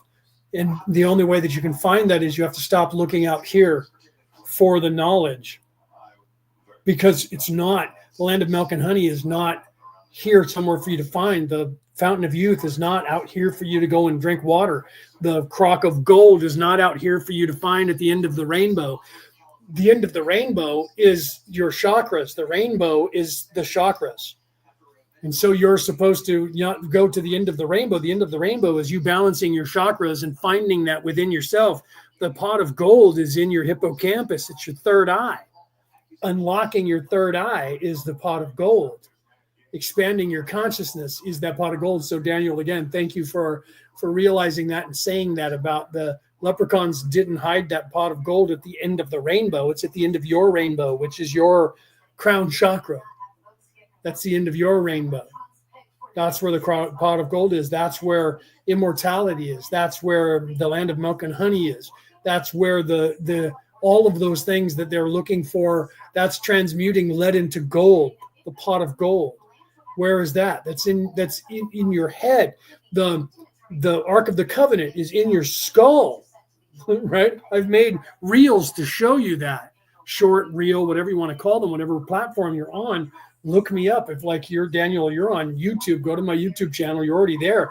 Hit shorts or whatever it's called over there, short, reel, whatever it's called over there. Scroll down and you go back a couple of years. You're going to see all of everything I'm talking about now. I've made a 30-second reel about it. I even show you that 666. Everyone's like, that's the number of the beast. And I'm like, it's and the number of the beast is nature. This third dimensional place is 666 because we're made up of, what are we made up of? Molecules. And what molecules are we made up of? Carbon, electron, and what's the other one? I always say neutron. That's a star. Carbon, electron, and it's one other one. I can't think of what it is now. But this physical body, this physical place is made up of 6 carbon, 6 electron, and 6 proton particles, 666. So 666, the number of the beast, is this place, the third dimensional being place. In the Druid religion, that's the dragon. The dragon is the beast. The serpent in the garden is the beast. It is this physical place that you have to overcome. You have to fight the dragon of the North Sea. You have to fight Tiamat, the dragon. You have to fight the serpent in the garden like Jesus did. That's Satan. That's your ego. That's you. That's the negative part of you, this in service to self part of you that you have to face. You have to face your own demon to ascend. So you have to fight the beast. The dragon is within you. That was the whole purpose of the story of King Arthur, where when he met Lancelot had fought himself and injured himself, and he didn't get past that. And when he died, he said that he was dying from the old wound that he inflicted on himself because he never got past his own fight with himself, and he injured himself mortally and never healed himself because he never forgave himself. And so he never ascended. And so he still fought with next to King Arthur. But when he died, Arthur found him and said, "Are you wounded?" And he said, "It's the old wound, my king." He wasn't dying. He was dying from a broken heart. And that's why when Arthur stabbed the heart, or stabbed his sword, which came from the dragon, into the ground, immediately the Merlin, everybody thinks it was one person. His name was Merlin. That's a title. I have that title. That's a title. He was like, "Oh no, Excalibur," through the heart of the dragon. So he literally stabbed the sword, which was the third eye of the dragon, into the heart of the dragon, into the heart chakra of the dragon. And that caused a crack, and that caused the world to start dying. And so until Arthur illuminated and realized the message you're supposed to learn from that is you and the land are one. As you thrive, the land thrives. That is a version of what is it? Matthew 3:18, or I think it's Matthew 3:18, that what you sow on the earth, I shall too sow in heaven. What you reap on the earth, I shall too reap in heaven. That is as below, so above. That is, you and the land are one. When you thrive, the land thrives. If you don't thrive, the land doesn't thrive. And that story of Arthur and that lesson that the secret to the Grail, the only person who could find the Grail was what was his name? I can't think. It was Galahad. Found the Grail, and he knew the riddle of the Grail, that the Grail serves you, my king, and that you and the land are one, and that the Grail serves you. And then he immediately was transported back instantaneously in front of Arthur, and he said, "You and the land are one. As you thrive, the land thrives. As you don't." So Arthur had to forgive himself for being duped by his sister and creating a bastard son who was trying to take over. He had to forgive himself and drink from the Grail, which was supposed to be the blood of Christ, to then rejuvenate him. But that was the illumination of forgiving himself and his wife for cheating on him, and then him actually having, his wife or his sister having sex with him in the guise of his wife, to make him think that it was his wife so she could get pregnant and take over his kingdom with that heir. And then he had to realize that, forgive himself, and he was rejuvenated. And as he was rejuvenated and riding out, he had to go and find his wife, who was in a convent. She kept Excalibur and gave it to him. And everywhere he rode on his way, everything started blooming and growing, because he was becoming the Christ character, and his death and resurrection had happened, and now he was giving life to the world. So they were crossing over many religions in that story of Arthur, which is now throughout fabled history. They were showing you that lesson of the death and the rebirth and the forgiveness of self, so that you could expand yourself into the spiritual and then defeat evil. And so the serpent, became personified by his sister and his own son, that he had to overcome that and sacrifice himself for his people. And so he stood there. If you watch the old movie from 1982 or read the book, he stood there and let his son run him through with the spear. And everybody who watches this is like, why did he just let him do that? He was sacrificing himself so that the land would survive. So his son stabbed him, and he grabbed the spear and took him close to his son and stuck the spear through right here through his trachea down into his heart and killed his son. So he ended the life of the serpent and himself, giving himself over and saving the world. And then they took Excalibur before he died and threw it back to the Lady of the Lake. And he said that this will rise again when somebody needs it, who is worthy of it. And everybody kept saying, where is where is Arthur's sword? Arthur's sword was his wit, was his determination, was his faith. And you're supposed to rise that within yourself. You don't physically go and find a sword like everybody was trying to find the spear of destiny to control the world, because that spear had pierced the side of Jesus. That spear was they're looking for a physical spear, and that spear was the same spear that was run through King Arthur. It was not a physical spear. It was the sacrifice that you need to serve within yourself, so that you can then rise and have that resurrection. So the story of King Arthur was the same story as Jesus, was the same hero character, was the same sacrifice and resurrection that is trying to be taught to you. I'm writing about this in my current book that I'm writing now, by the way, is literally supposed to be, you're supposed to learn these lessons, because we all go through that same thing. We're not the savior. We're not going to be the savior of the entire planet and be the Jesus.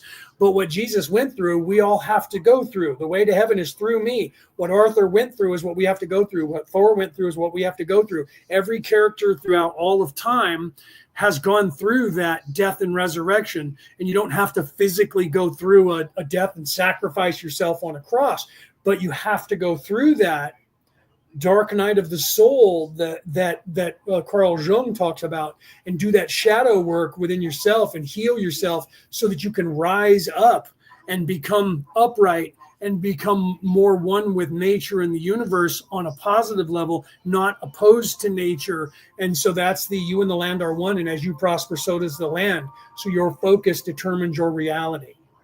Do you see? And this are the lessons that are in every culture across the world that nobody's noticing anymore, but everybody knew and were noticing and learning them for thousands of years. And now they're obscure lessons that nobody is taking in the context of how I just explained them to you with the parables, showing you all of these lessons. Marduk fighting against his grandmother, Tiamat, the dragon. What was different about Marduk? He had a spear and again, there's the spear. He had a spear and he had a bow and an arrow. What does that have to do with? Well, then you had Thor's father had a spear. You have Shiva, who had basically a spear that was energy that came out. You have these same tools that are being used to defeat evil, and they're all metaphors for what you're supposed to be going through. And you're supposed to realize that if you're in service to others, you're sacrificing yourself every day, that you're taking care of others and passing on to others. You're supposed to realize you don't have to die physically to ascend. You're supposed to spiritually have that death and resurrection and then heal yourself from within, because you're supposed to look at yourself within and choose not to be in service to self, but choose to be in service to others. And then you die in the physical. You watch the movie Fight Club. I mentioned that earlier, right? You watch the movie Fight Club. That is the same duality until, if you've never seen it, I'm about to ruin the movie for you. So if you've never seen it, plug your ears, because I'm about to ruin it for you. If you have seen it, then I'm going to show you, right? So Tyler Durden, and who was played by Brad Pitt, and Ed Norton's character, who I don't remember what his character's name was, everyone's like, well, it was a split personality. It was his ego. It was a split personality, but it was his ego.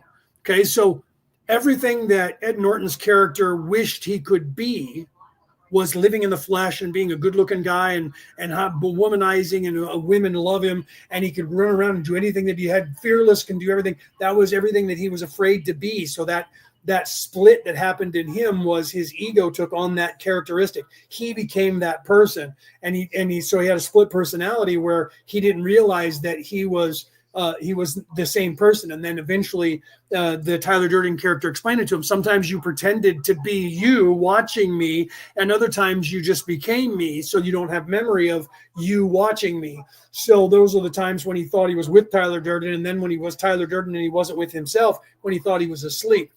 So that was the same thing had to happen at the end of the movie. They were fighting for control of who was going to be in charge, the in service to self person or personality, or the in service to other personality. And the only way that he could merge the two and become one, even though the Ed Norton character was not evil, he was not self-serving or a narcissist, but Tyler Durden was, he had to kill Tyler Durden. So he almost killed himself by putting a gun in his mouth and pulling the trigger, but it went out through his neck and didn't hit a carotid artery.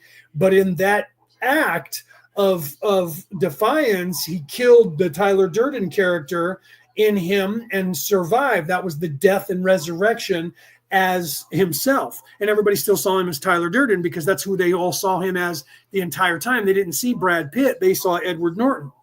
Okay.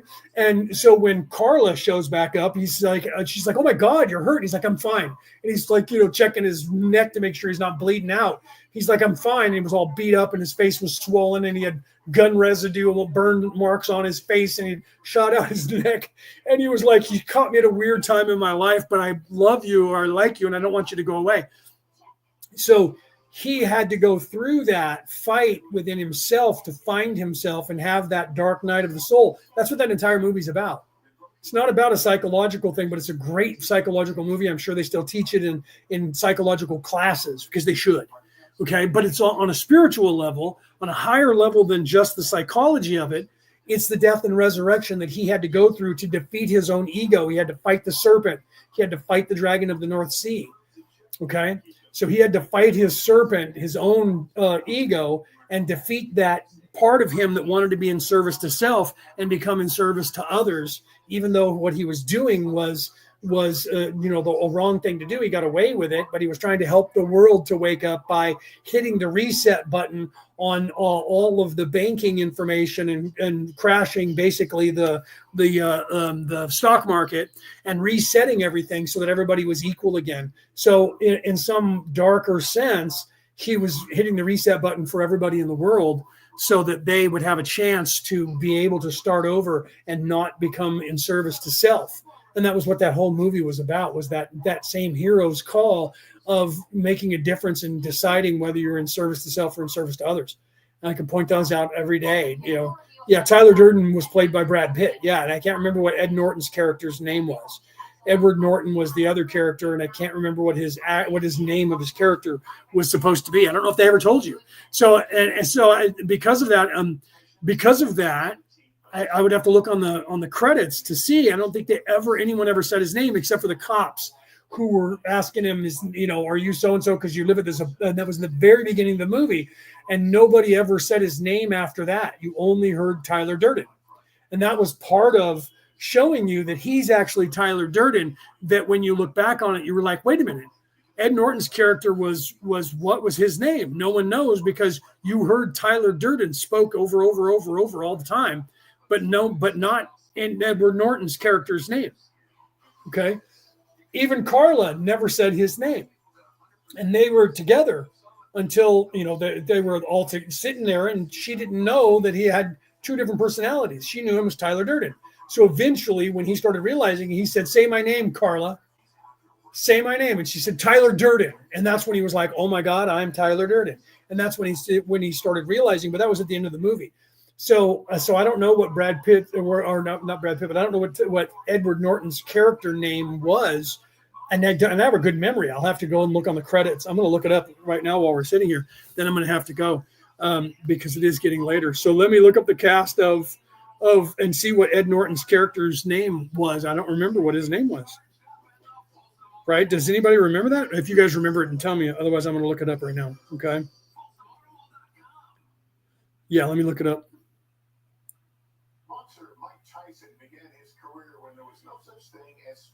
Okay, let's see. Edward Norton is just called the narrator. So he doesn't have a name.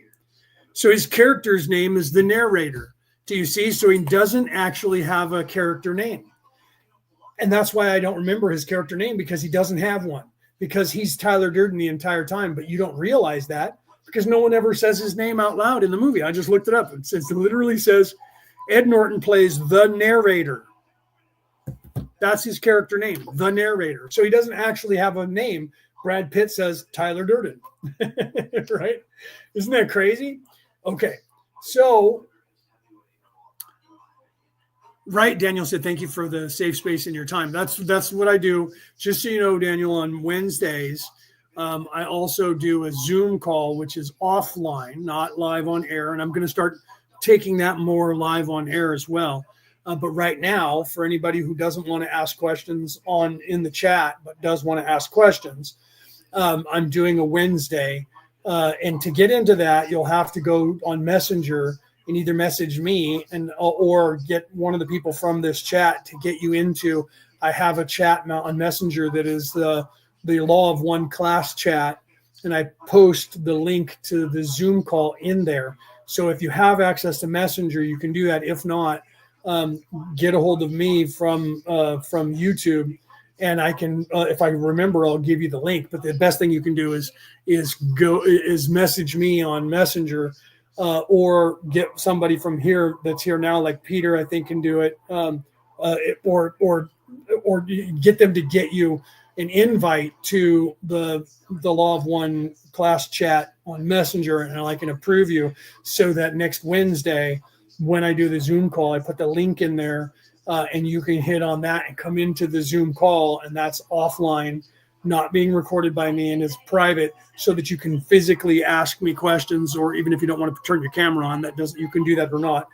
But then you can ask questions, and I can answer any spiritual questions that you have there in that setting. So it's not public like this, but eventually I'm going to be taking that live like I do this, where I'm going to drop using the law of one as a teaching tool. Right now, I'm still using that as a teaching tool to spawn the questions to move into things like this. I'm going to do away with that altogether, because I've already done the law of one, all 6 books once prior, and we're almost done. We're more than halfway done now of doing it again. So I don't know how much longer I'm going to continue doing the law of one. I may just start going live like this, just to do asking questions or answering your guys' questions about spirituality. So we'll see how that goes, but I would rather do it to where you guys can come in. And so if I do it on StreamYard here, I can only have 10 people in the audience that can talk at one time. So if I do it on Zoom, which I also pay for, I can have like 100 people. So then there's a button you could press to raise your hand, and then I call on people and have you talk and then answer your question and then move on to anybody else. So it's more interactive than it would be here just in the chat. Okay. And then Cassie, who is also just now talking here, Cassie, who is an admin in that group, because she's my female counterpart in our coalition, and Peter is also in our coalition here on Earth, on the planet. Cassie is right now, she's going through some stuff with her physical body right now. So she had like COVID and stuff going on. So she's going to also be doing a class setting on Zoom. And I think she was saying on a Sunday, but don't quote me, Cassie. So that's her thing. So she'll have to tell you what day. And she hasn't been able to get that going yet because she's been ill. So once she gets into a better place where physically she's not in pain or almost dying from pneumonia, she's also going to be doing other things. And I'm not sure what she's going to be doing. She was talking about doing things with your balancing your chakras, maybe meditation. And she's kind of evolving because she has a really large, like myself, a very large number of things that she can help guide you guys with. And she's trying to figure out where she wants to focus.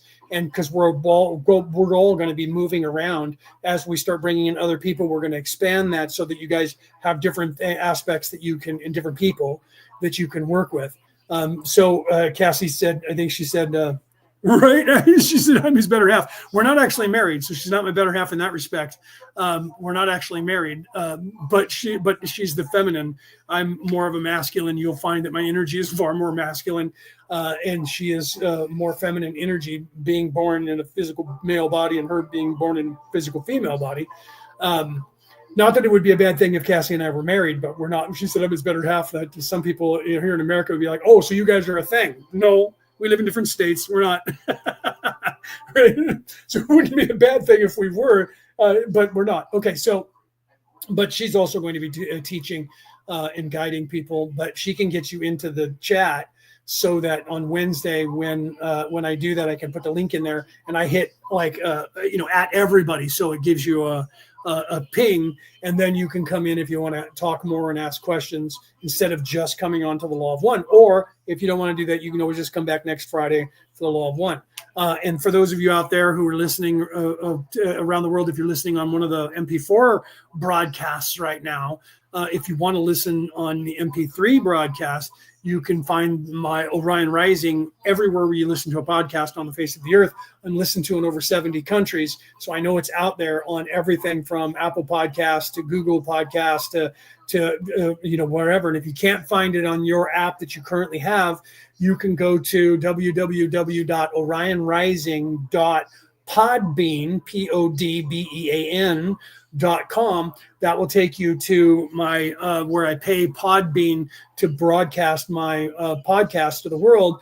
And when you go there to Orion Rising, there on my homepage is the RSS number, which is a link to that podcast. If you copy that from Podbean and then go back to your app that you want to listen to me on because you like a certain place and I'm not on there already, you can go to your app, and then there's a place where you can enter copy and paste that RSS number, and whoever owns your app will accept all of my archives. And whenever I post the show to the Podbean, it'll automatically go to your app so that you can listen to my anything that I broadcast. I'm doing the Law of One almost exclusively right now, but there's going to be other things that will be up there as we go forward in the next couple of years. So you'll see other things that are there currently in the past that I've done, and that are also up there, but you can then listen to it there, and you don't have to worry about trying to find me on an app that you don't like, just for whatever reason, because you like that app that you're on, and it's okay. So you can copy and paste the RSS number from podbean.com by going to either podbean.com and looking up Orion Rising, or going www.orionrising.podbean.com, and then you'll find it there. Okay. And my book is on sale worldwide online. You can get it in every country except for North Korea, I think Russia, and definitely not in China. Right? Communist countries have banned my book because they don't want you learning spirituality, because they don't like you having any religious anything. So I don't know if Russia is open to my book. I haven't talked to anybody in Russia. But otherwise, anywhere else on the planet, you can buy my book and have it shipped to you. And if you don't want to have the book shipped to you, you can get it on Kindle or any ebook. And if you can't find that anywhere, check on Amazon. It's there. If not, you can go to my publisher, which is Author House. You can go to authorhouse.com and look up my name, Leonard O'Neill, or look up the reality about reality, not the reality of reality, the reality about reality, returning to the old ways. And you can buy it from them directly, the ebook, and it'll download to whatever product that you have, your cell phone, your laptop, your home computer, and you can read it there. And that's only cost you about $4 or $5 or something like that. All right, guys, I got to go. I got to get my mom in the shower and then get dinner ready for her and I. So I love you guys. Have a great night. Hopefully I've answered most of your questions. Some of you probably think I'm crazy and you've already left, so I'm not talking to you anymore anyways, because you guys are already gone. But those of you who stayed to the end, you guys get all the best information. I always reward people who stay to the end of my show to give you guys more time exclusively with questions and answers, because you have stayed long enough to be able to ask whatever you want.